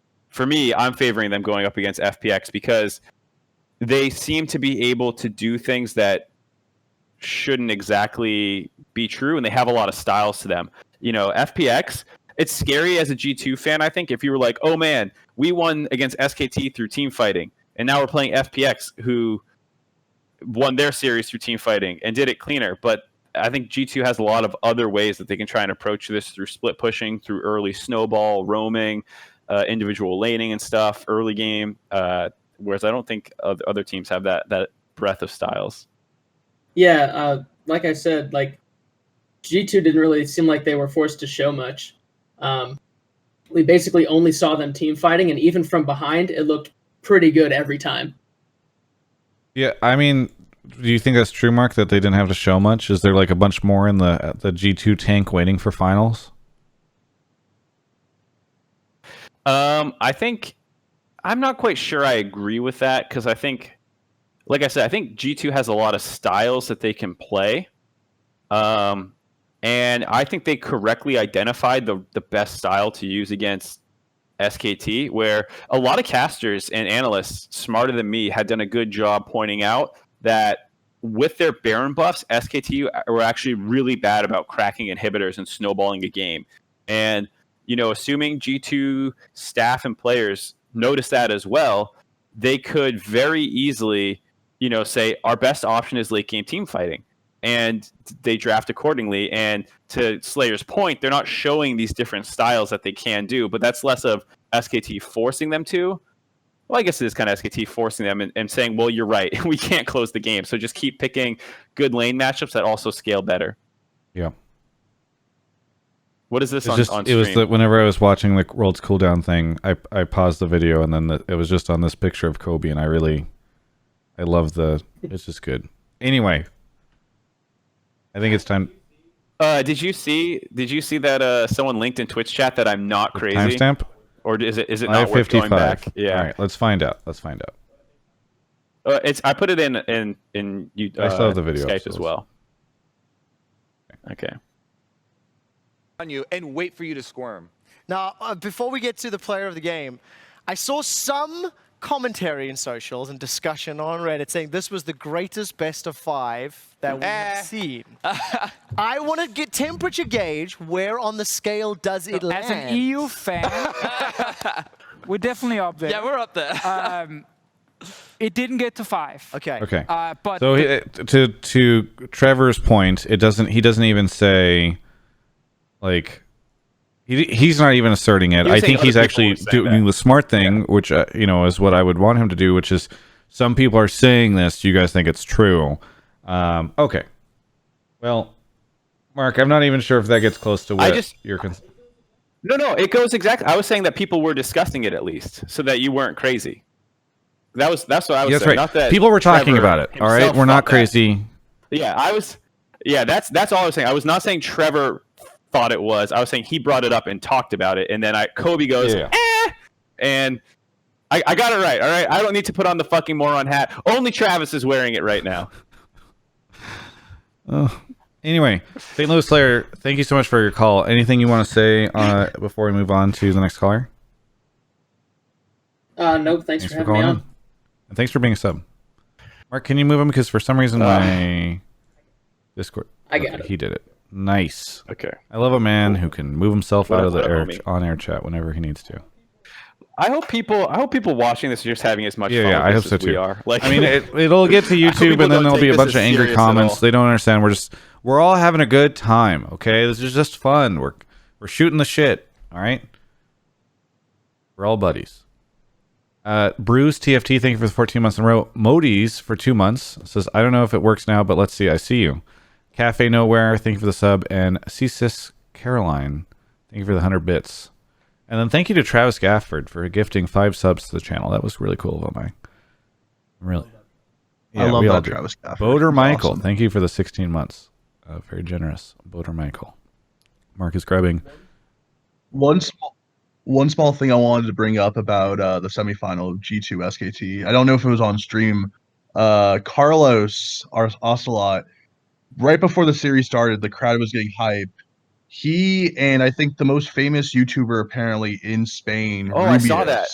Yeah, they were running around the floor, getting the crowd hyped as humanly possible. It was one of the loudest crowds I've been in esports because Ocelot and Rubius were literally just getting the crowd to get onto their feet and just make more and more noise. So I want to shout out to Carlos and Rubius, who really got the crowd as hyped as humanly possible.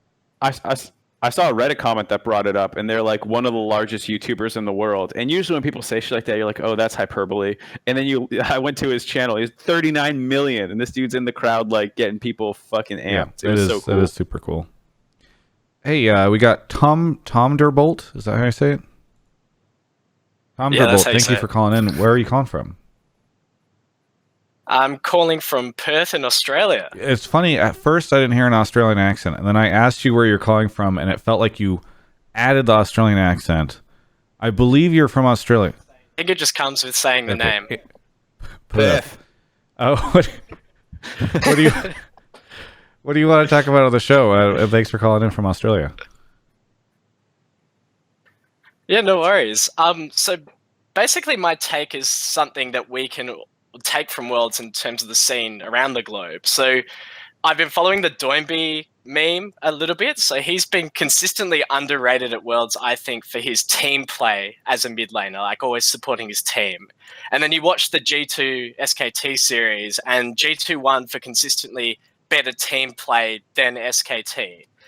And so my question is, do you think this Worlds demonstrates that teams should not just be going after the best players anymore, but focusing on long-term team chemistry and development? I can think that the best example of this would probably be, maybe not this year, but C9 the last few years, how they kind of kept the same roster together, developed that chemistry really closely with Reapered, and led to a lot of international success. Sorry, the take is, instead of going after big players, like, try to keep consistency so you can build the team synergy over years. Instead of paid by Steve, we have, paid by Carlos. No, paid by getting players together consistently, and trying to get young talent and developing it. I think there's two topics in here too, which is also like the Doinb topic a little bit of, people say he's not individually talented or something, which was also discussed a lot this week, following Nemesis's comments, and then other people hopping on there, myself as well. So first point by Tom Derbolt, I totally agree that team play seems super important. Seems super important. It is super important. People always talk about that team play shit as if it's such a big deal. That little team play bullshit. I think there was a potential last year with how good IG was at like kind of taking 50-50s and snowballing and individual lane mechanics, that people started really talking about that and how important that was. But that they were almost more of the exception to the rule, I think. Where, like, yes, if your laners are so insane, you can win. But then this World's, people either caught up or maybe IG took a step back. Ning wasn't quite as good. Battleland wasn't quite as good. And their playstyle kind of fell apart, and they lost to teams that seemed just generally stronger at playing as a team. That wasn't true in quarters, obviously. But in semis, that definitely felt true. And even in their losses versus Damwon in group stage, it was like Shy would still do well, but then they would get outplayed across the map. So I think less so than saying, hey, team play is important. I just think more that people may have gone too far down the importance of individual talent based off a more snowbally meta from Season 8. I was just looking at Team Liquid's performance this year, and they did great. Like, they beat NA because they, had some of the best laners and people in their positions. But then when it got to the world stage, you could talk about Xmithy's performance and Jensen's performance, but I think you could definitely tell there wasn't that synergy between them. And I get that it's only the first year with Jensen, but still, some of these players have been playing together for a while. And you look at G2 and just how well they mix together. And even if you look at teams like Splice, I think Splice did as well as they did because they were able to have that team synergy and mix together. Yeah, and I think, you can say individual laning problems existed for Team Liquid, like you're saying, with Jensen getting slapped by Rookie a little bit. But it's also fair to say, if you compare them to the rest of their peers, that it's not like Jensen was running around the map snowballing top and bot lane like fucking crazy, like Caps has done and Doinb has done and stuff like that. So, it's not just a mechanical difference potentially between some of our players, but also this teamwork idea and how selfless some other teams seem to be. But I do think, to your point about sticking together, if you look at the building path for G2 to get here, it took a couple years and a couple additions over time, starting with getting perks in their initial G2 roster with Trick and like Hjarnan and stuff, and then eventually they grabbed Yankos and Wonder, and then they grabbed Caps and Mickey. That like they built that team over time. It was not this sudden slap together super team. You know, they really did have, like you're saying, some of these players. That's kind of true of Team Liquid. They had years of playing together. Exactly. So, and I guess that goes towards the future of, say, like the scouting grounds scene or the challenger team scene, and that teams should maybe be looking to pick up some of this talent and nurturing it over a few years, as opposed to just going for maybe a really good player from another region who wants to become an import and get a paycheck. So are you, Tom Derbolt, would you be sad if TL made roster changes? I wouldn't be sad. I think that, I mean, personally, like, I'm more of just general fan of the NA scene. I'm not necessarily a big TL fan. Especially since, you know, I'm hoping that some Australian team gets out of play-ins one day. But I think that, for example, one of the most important things for TL to really just work on is the jungle mid synergy. And it seems that Xmithy and Jensen just didn't have that this Worlds. And if that means changing a jungler or even replacing Jensen, if you thought that was the bad decision in order to update that part of the team, then I would do it. There's a rumor that I heard at Worlds. Drop it. That the Fnatic lineup did not get along very well this year, and that Broxa possibly joining TL, which then like was seemingly confirmed, not confirmed, but then like you saw Steve follow Broxa. So, and I want to be clear, this is a rumor. I'm not reporting anything, but like this was talked about by multiple people at World. So it was the rumor mill had this going around. We'll see if anything comes of it. Maybe it wasn't a done deal, or maybe there was this discussion, or maybe he stays on Fnatic and something else happens. But yeah, the rumor was that Fnatic didn't get along very well, which some people, I think, if it is true, seemingly picked up on that in that like the Fnatic press conference. It seemed like people were kind of hinting at that. Are we talking rumors now? Do you got a rumor for us, Fionn? Ooh. Are you allowed to give rumors publicly, or do you have to pass those all through your colleague? No, I have rumors on my own. Have you heard the Broxa rumor? No, I've heard that we might be seeing more European talent. Yeah, I heard that there were multiple there's potentially coming over. Yeah. It looks like Splice is breaking up a bit, so I wouldn't be surprised to see a European AD come over to NA. Well, there we go. So more rumors. I'm excited for Offseason to start. I like it whenever we can start having these kind of conversations.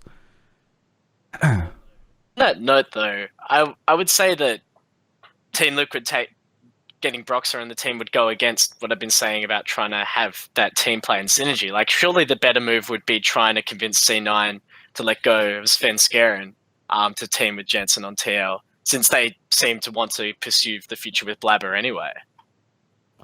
I mean, who knows? Hopefully, well, one, you know, it's kind of maybe hard to convince Team Liquid or C9. I'd heard that C9 had Sven Skaren up as a potential opportunity for other teams.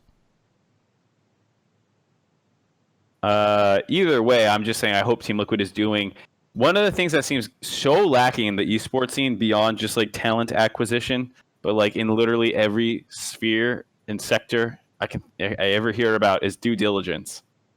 It feels like that just doesn't exist in the scene when I ask people about that. So hopefully Team Liquid does due diligence and actually interviews players that play with them, coaches that coach them, and tries to, you know, figure out exactly which one would be a better fit if both are options. Because it shouldn't just be Sven because we think so and Broxa because we think so. Yeah. I have a question. Mark and Travis and Hummerbolt, how would you feel if, let's say, Team Liquid does get Broxa and it's essentially just Doublelift as the only NA player? That team next year makes the World Final, maybe wins Worlds. Would you NA! feel like would there be that NA pride of like, we finally did it, where it's Core, Impact, Jensen, Broxa, and then just double lift in the middle. The one American. Has Impact spent most of his Is that a career in win North for America NA? now? Yes. And Jensen has Yes. as well. Like, I think... Yes. What? I thought you said something. Oh, I was agreeing, yes. If we were back in the LMQ days, and like LMQ had just come over and then they made it to finals, like I think North America fans like get excited about it and claim ownership, but I think it's less of a big deal. I get why our detractors, namely EU fans, will claim that doesn't count. But if we have players on the team that have spent the majority of their career in this region, I feel like we can feel pretty good about that. IG got to claim rookie. Yeah. I mean, either way, I don't care. I mean, fuck it, we got it. I'll take an asterisk. Well, over I mean, we've got enough things that going against us that like if we have to buy our way into the finals, whatever. I mean, that's all we have going for us. Another subplot. I think Svenskeren is an NA resident starting this spring or summer, so he will be a resident going forward, which would open up C9 if they keep Svenskeren or keep Blabber to get a European or a Korean somewhere else on the roster, most likely European. Or Team Liquid gets him, and then we get rid of Double Lift. Yes, please. And we have an that guy has been holding back TL for years. Has he gotten out of groups at Worlds yet? Get a real AD carry in there, bro. Come on. That's a free agent. Deft had an incredible year. Deft and Core JJ sounds like a great bot lane. So we're doing Impact, Svenskeren, Jensen, Deft, Core JJ. Yeah, baby. North American team, man, for the finals. Let's do it. Tom Derbolt, we've sufficiently answered your question, right? Like, this is all what you were expecting. Definitely have, and it's great to see that you've gone against the sentiment of my question and just want to import the best players. 100%, anyway. yes. This is classic North America call, by the way. Well, I think maybe NA talent. Start with teamwork, end with. Yeah, he literally calls it as like, I think we should really focus on building. I heard Broxa's coming over. Also, maybe somebody from Splice. Woohoo! The only other thing was the Doinb part about success and stuff, but I don't know if we want to talk about that. I think it's a lot of smart people have talked about it. I don't know, Mark, do you want to just give it your quick take on whether or not you think Doinb is the worst mid laner at Worlds? Isn't that what Nemesis had said? He said, in my opinion, Doinb is one of the worst mids at Worlds. Afterwards, a lot of people had their own somewhat similar opinions to Doinb, and they kind of clarified his statement for him, but it's unsure what a Nemesis actually meant because I don't think he ever really expanded on it. Other people were saying that he wasn't a great laner, and that FPX kind of helped prop him up and did things to help him, as well as stuff like that. Or they were saying he was one of the worst in semifinals, but I think he actually had a much better performance than Faker, who got fucked up in a bunch of team fights, whereas on the flip side, Doinb hit clutch hooks on Nautilus. So even that probably doesn't look that right anymore. Doinb definitely performed better than Faker. So I'm of the opinion that rating people on a single metric is really weird. And I don't understand the point of that because it doesn't actually give you a more accurate depiction of said player.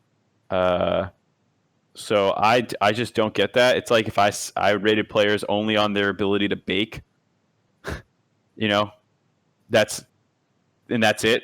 I probably wouldn't be predicting players that well. And like, okay, yeah, judging them on individual mechanics is a better single metric, but it still ignores the rest of the game and everything that goes into being a good player. So I don't know. I've never really enjoyed that line of thinking. It's fine to start as a basis somewhere. Like I start with individual mechanics, and then I branch out into champ pool, and then I branch out into what I hear about their shot calling from people, and then I look at his roaming, and then I look at his data and his team fighting and his side laning, and then I build my mental profile of what this player is. But yeah, I don't know. The people just reductively saying his laning is bad is so weird. Thunderbolt, thank you so much for calling in. Anything you want to say before we move on to the next caller? Australia Worlds 2050. Let's go. Oh boy. All right. Thanks so much for the call. I'm glad you think League is still here then. Thanks, guys. I'm going to have to talk to Alienware about a many multi-year renewal if League's going to be around until 2050. Wait, you're muted, Mark. Oh, wait. He left. Okay. Anyway. Thank you to Galaxy of Moses. Shout out. Hey, Galaxy. For the sub, as well as Kylo Zen for 1 year. Looks like we should be getting our next caller here in a second. We have a 100-bit leader on the board right now. Does anyone want to meet that person or pass them? Or gifting a sub, you could be the sub gift leader. Subs and bits always help out a ton. Duke of Thought is here. Duke of Thought, what do you want to, or where are you calling from?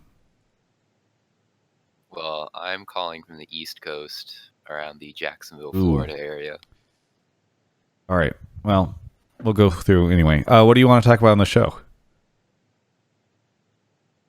Yeah, so FPX is, in my opinion, being highly underrated in the finals against G2.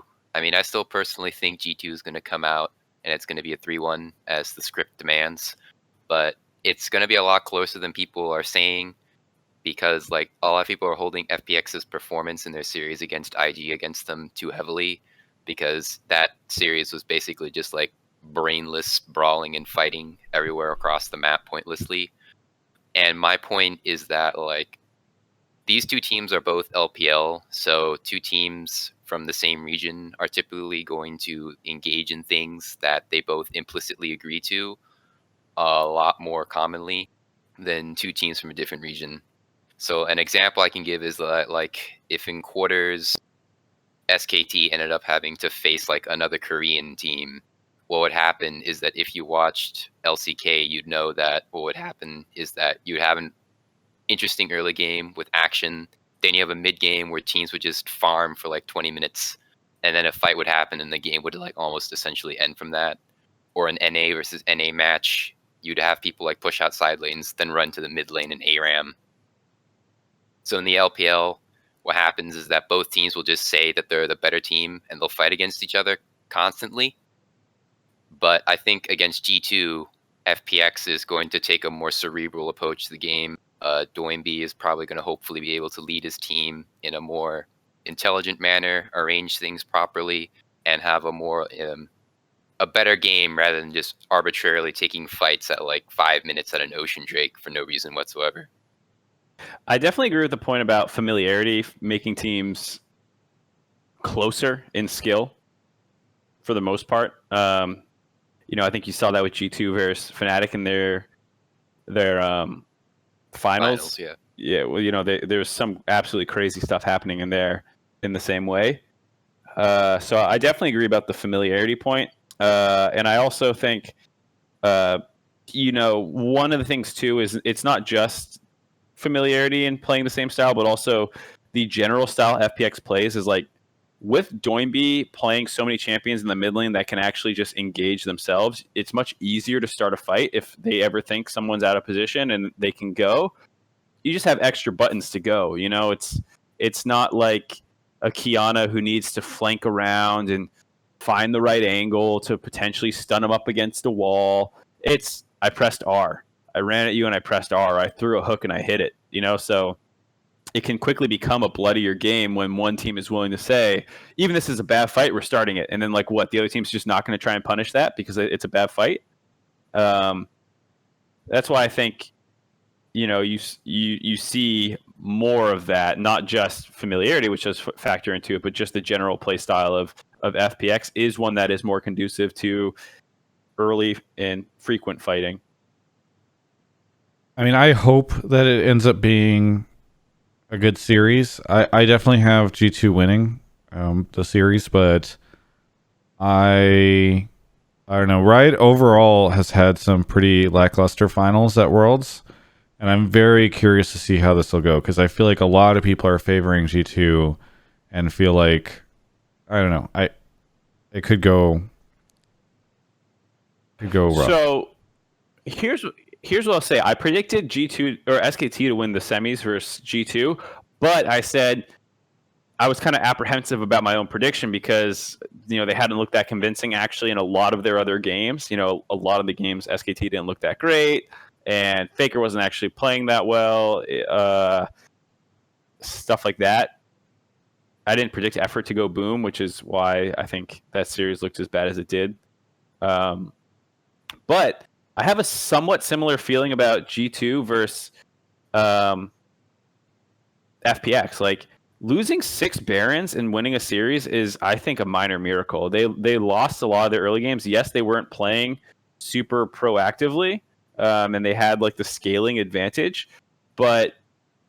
And I believe G2 can play. And this is why I'm still betting on G2. Is G2 can play different styles, and I believe they will play different styles.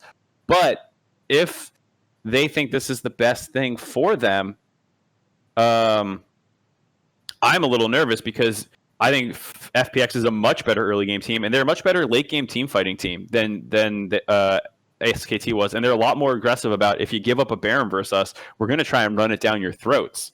So I am confident that G2 will look a little bit better than they showed, but there is that slight feeling of apprehension around them, the same way I had around SKT in the semifinals. Yeah, I generally agree. I think the only advantage FPX brings over various other teams who would face G2 is things in terms of the draft, because they're able to flex things in mid a lot more than like other teams are, relative to how G2 is able to flex, like triple flex some picks essentially. But on the whole, they're also kind of gated because Doinb has only shown Rise so far, but for all we know, he might have like a few pocket pick carry type champions that work similar to Rise. He just hasn't shown it yet, sticking to like what he likes to do, the Nautilus and the Malphite we saw in group stage and the Scion. And part of that might just simply because of the fact that like this is speculation, that like he's the main shot caller, he's the guy doing all the timings, and like that's not inconsequential to do. That takes up a lot of brain power. So if you try and streamline your lane, right? It's a lot easier to like control the map and your team when you're on Malphite and you only have one job, rather than trying to do that on like Syndra or something. Well, and just even like we're saying before, playmaking, it's much easier to, if you want to dive bot lane, flash ult someone or flash Q or flash auto for a root on Nautilus, or if you're playing Scion to ult down a lane, or if you're playing Malphite to press R, or if you're playing Kled to, like all these are such useful team fighting tools. So if you are the shot caller and you want to start a fight, like it's in your fucking hands, bro. Get in there. We just got 10 subs gifted to us by Maxi Roy. Thank you, Maxi Roy. I think it's because my cat. Did you notice I fixed the audio sync issue? Yeah, this is the genius idea. Just solved. Fionn, do you have any thoughts on the FPX and G2 game, and do you have a prediction? Who you got? I think I actually agree with the caller, Duke. I think it'll be 3-1. I do think FPX is getting it. I echo his thoughts about how when it's a domestic versus domestic, China versus China, or NA versus NA, or Europe versus Europe, the match is never going to be as you're never going to get as many conclusions from that than a general or a different matchup from a different region.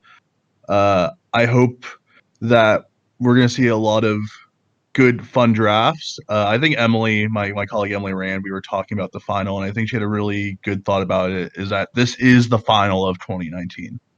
All the flex picks all year long, I think these two teams really represent the meta and the entire 2019 season. So I'm actually quite happy with FPX versus G2. I think this is the final that 2019 deserves. Yeah, 3-1 G2. Fuck that Reddit thread that's like, oh, FPX hasn't had to play a Korean team since, the whole tournament. Like, yes, their group was easy, and I'm mad about that, but like, the only reason they didn't have to play a Korean team was because the Korean team on their side of the bracket lost in quarters to the team that they then beat. That doesn't even make sense. That's how tournaments work. It'd be one thing if both Korean teams were like on the left side, and it was RNG and like, or like Team Liquid, or I don't even know how the fuck you could build the bracket, but like, I totally get it if it was like a super easy bracket run, but like, it's like saying Fnatic didn't have to play Afrika last year because C9 beat the shit out of them. It's like, it doesn't even make sense. Korea's not even a good region anymore. When was the last time they were at an international finals? They have made a final in 3 It'll tournaments. be 2 years potentially. NA's made more. Maybe more. NA has made a final more recent. Yeah. Exactly. NA. Caps has North 3. America. In a Caps row. has 3 finals in a row. Think about that. That dude's fucking hulking out. Is Caps the greatest Western player of all time? Yes. Baker literally shaking in his gamer chair. There's perks. Facing Caps. Oh. It's Faker. Okay. I mean, it's Perks versus Caps. Right. It's between those two only. I still say it's Caps just for that kind of point about 3 in a row. And I think while Caps has more volatile placings, and I don't think Perks has... I don't know if Perks has ever had like an outright awful international event. I'd have to rethink about it. Or like fed his brains out quite as much, but I would still give it to Caps. Caps made a finals without Perks. Perks hasn't done it. Boom. Simple logic that my brain can handle. Yeah, I totally agree that having to face IG in the semifinals last year is losing 3-0 is way worse than beating North America's legendary C9. Oh yeah. Hey Duke of Thought, it was great having you on the show. Is there anything you want to say as we move on to the next caller? Yeah, sure. Alienware, great products. Purchase them. Thank you. Appreciate that. Well, it is time for a quick break before we move into our last caller of the evening. Speak about it. You know, it was great talking about Alienware earlier, but now it's time to talk about Movement, our second sponsor of the evening. Movement makes amazing products that are based out of Los Angeles. You can go check them out. Let's see if I was having issues loading their site on the. It works fine if you go to mvmt.com/Travis. Although for some reason XSplit struggles whenever I try to render it on the thing. So we're gonna try and show it right now on screen. We'll see what happens. Yeah, for some reason it creates these big windows. Anyway, you can go check it out. Let's see if any of it loads. There's some amazing watches, as you're seeing, that are on the stream right now. Thanks, Mark. That's what the sponsors pay for. You doing that. They make some amazing products. And they make watches. They make sunglasses. They make all sorts of stuff. You can go check them out. mvmt.com/Travis. Just going to that page is super helpful for me. But if you do go to mvmt.com/Travis, which, by the way, for listening to or watching this on YouTube, there's a link in the description. You can get 15% off your order. So it's actually a great deal. Exclusive. I shouldn't say, well, if you're watching Hotline League and you're using that code, I guess it's exclusive to you. But regardless, really fantastic to have them sponsor a ton of stuff of what we do. I've been using their products. Really big fan of the stuff that they've sent me. In fact, I believe I have.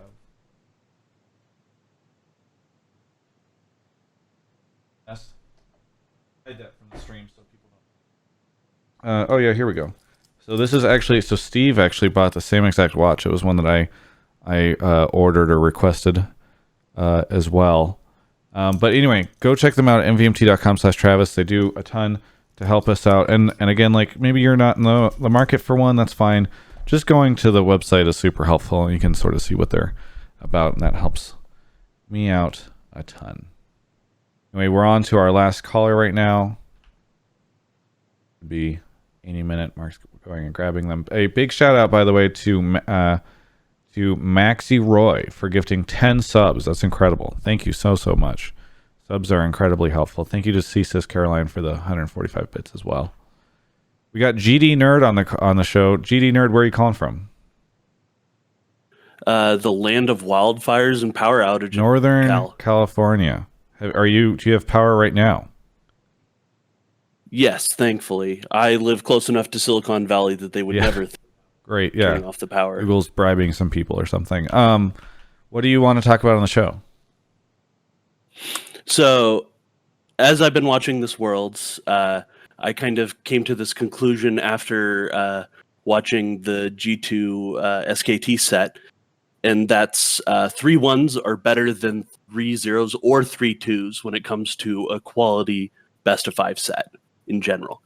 And the fact that we've had all 3-1s is kind of an indicator of that this tournament has been one of the best tournaments we've had. Sorry, you're saying 3-1s are a better indicator of quality? Yeah, so specifically 3-0, they're typically stomps. If you're getting 3'd out, it's typically a huge power level mismatch, like a first seed blowing out somebody who barely stumbled out of quarters, like what was it, Samsung White versus TSM, RIP. And 3-2s often, at least from what I can tell, come down to some kind of massive side advantage, or there is a particular player or a couple of players who are really vulnerable to targeting in the draft, and you end up fighting over like a particular power pick or two.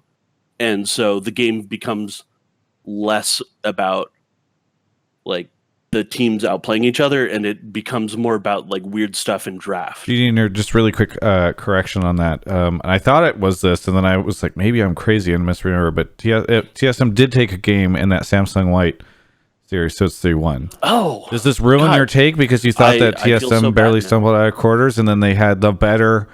You say 3-1 is the example of the high quality gameplay. No, sorry. as a near boomer myself, I have terrible memory. I think maybe like the who blew out the Albus Nox I'm trying Luna to remember a huge recent series when they made it out of quarterfinals. H2K destroyed Albus Nox. But in general, 3-0s are not an entertaining. So wait, but why are 3-1s better than 3-2s? Because I think that would demonstrate that the two teams are closer in skill, right? Yes, but 3-2s, at least from my admittedly terrible memory, often come down to weird draft issues more than 3-1s. Whereas 3-1s, typically, you've got a couple of relatively even teams, and then one team kind of downloads the other and just kind of figures it out and wins when they have the worst draft priority, because it isn't as important as in a lot of the 5-game sets. So like TSM Spring, they had 2 best-of-5 sets, and while those were kind of exciting, it all kind of came down to how much support Acadian could get in the drafts.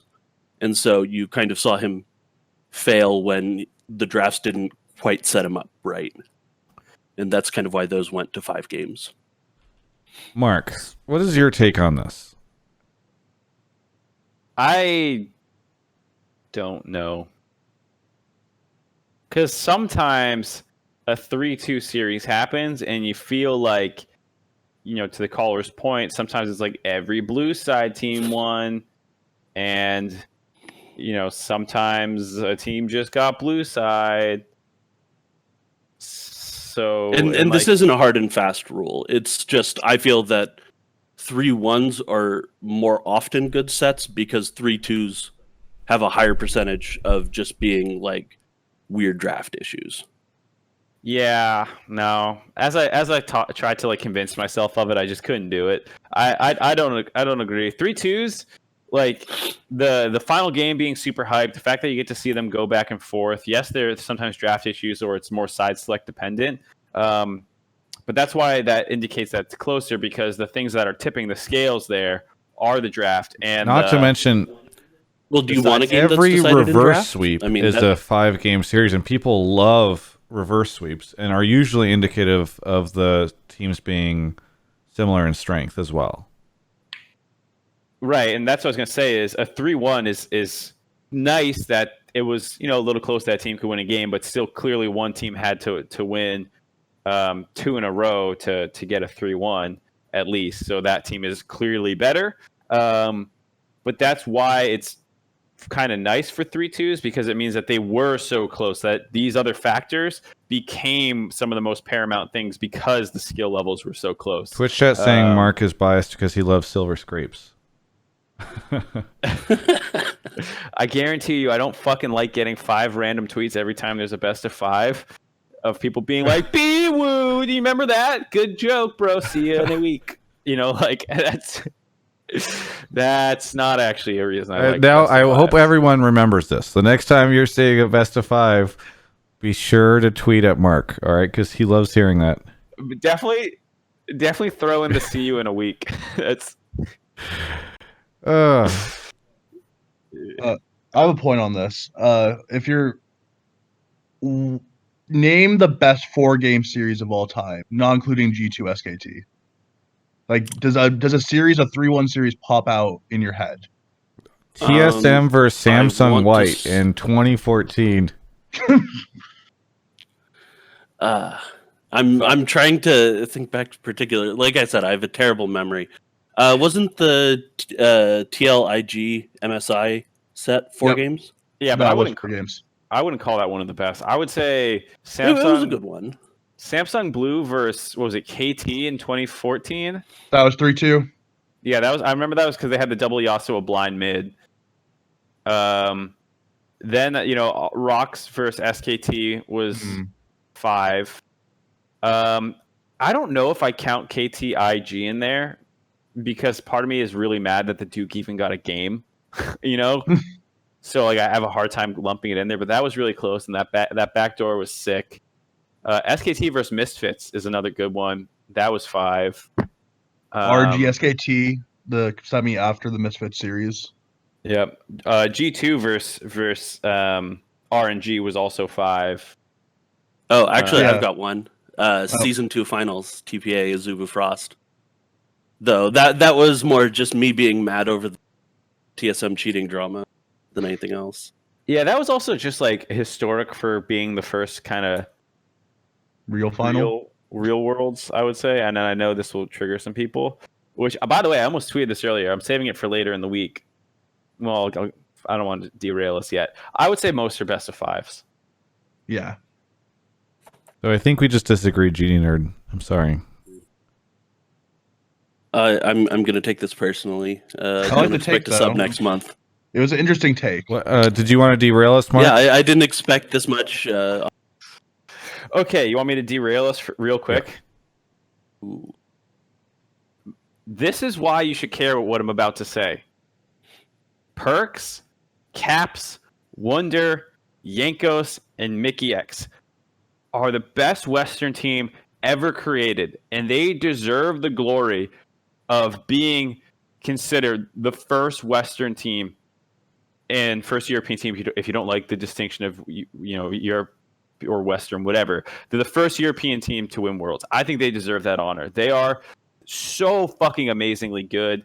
And when you talk about this team, I feel like it's which is weaker to say they brought it home to Europe or something like by including season 1. And so I like they deserve the glory of being like, these guys changed the fucking game. They were revolutionary. We haven't seen anything like them before, and to say that it's already happened diminishes that fact because you're saying, well, it's the second time.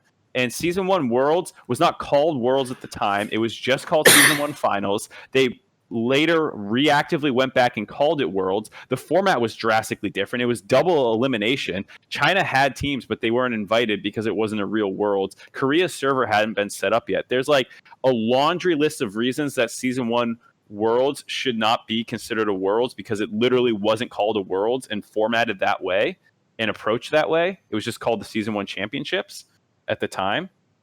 And that's why if you don't like any of those reasons from a technical perspective, at least give it to fucking Caps and Perks and these guys and G2, the team and the org and Ocelot and everyone who actually deserves that honor should they win next week. Like it's not even, it's just, they have been so amazing to watch over the course of the year. Like they deserve that on their fucking Leaguepedia articles and whatever Fionn writes, that's and other people who are going to be memorializing this. Like, it's so different to say they're the second compared to they're the first, and they're goddamn heroes and genre and like world breakers. You know, like they've destroyed everything we've known about Worlds, and I just can't buy that fucking Fnatic lineup with Shushei and stuff is even in the same stratosphere when Riot themselves didn't even call it Worlds when it happened. So does that mean that China can't celebrate the 10th Worlds next year and instead North America gets to in 2021? Because if so, I'm in. Because we were supposed to have it next year, and then they give it to China so that China could celebrate the 10th because it's the biggest market. So if we're just fucking subtracting one from every single Worlds and saying...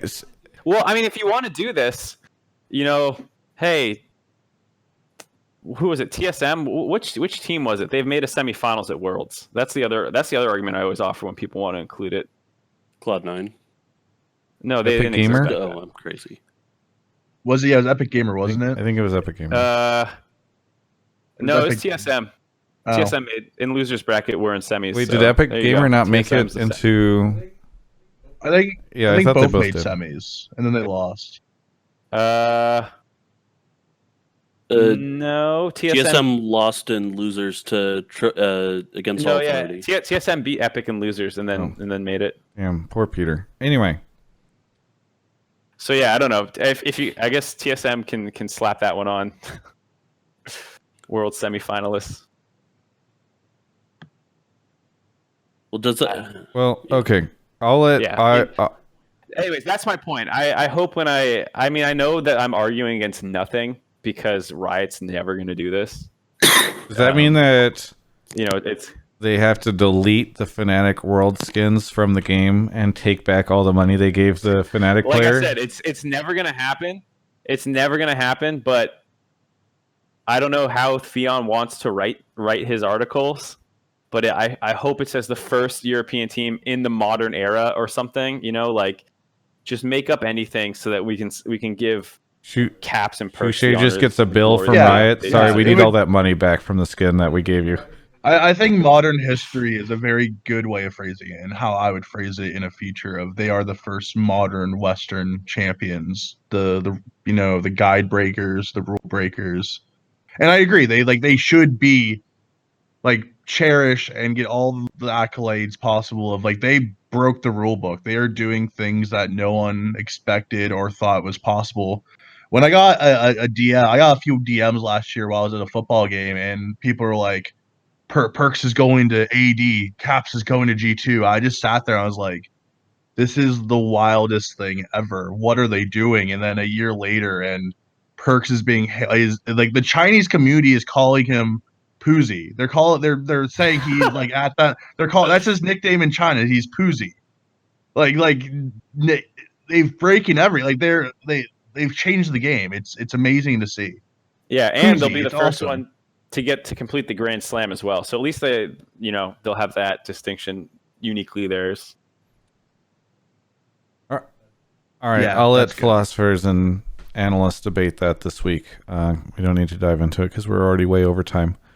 GD Nerd, thanks for calling in. Is there anything you want to say at the end here? Thank you for having me. Thank you for telling me I'm wrong, and shout out to Alien. Have a good one. All right. Fionn, you were an unofficial guest, so I'll let you shout out stuff if you have anything you want to say. Thanks for having me on, guys. It was really fun. Thank you to Twitch chat. Check me out on Fionn Fire on Twitter. My articles are on espn.com/esports.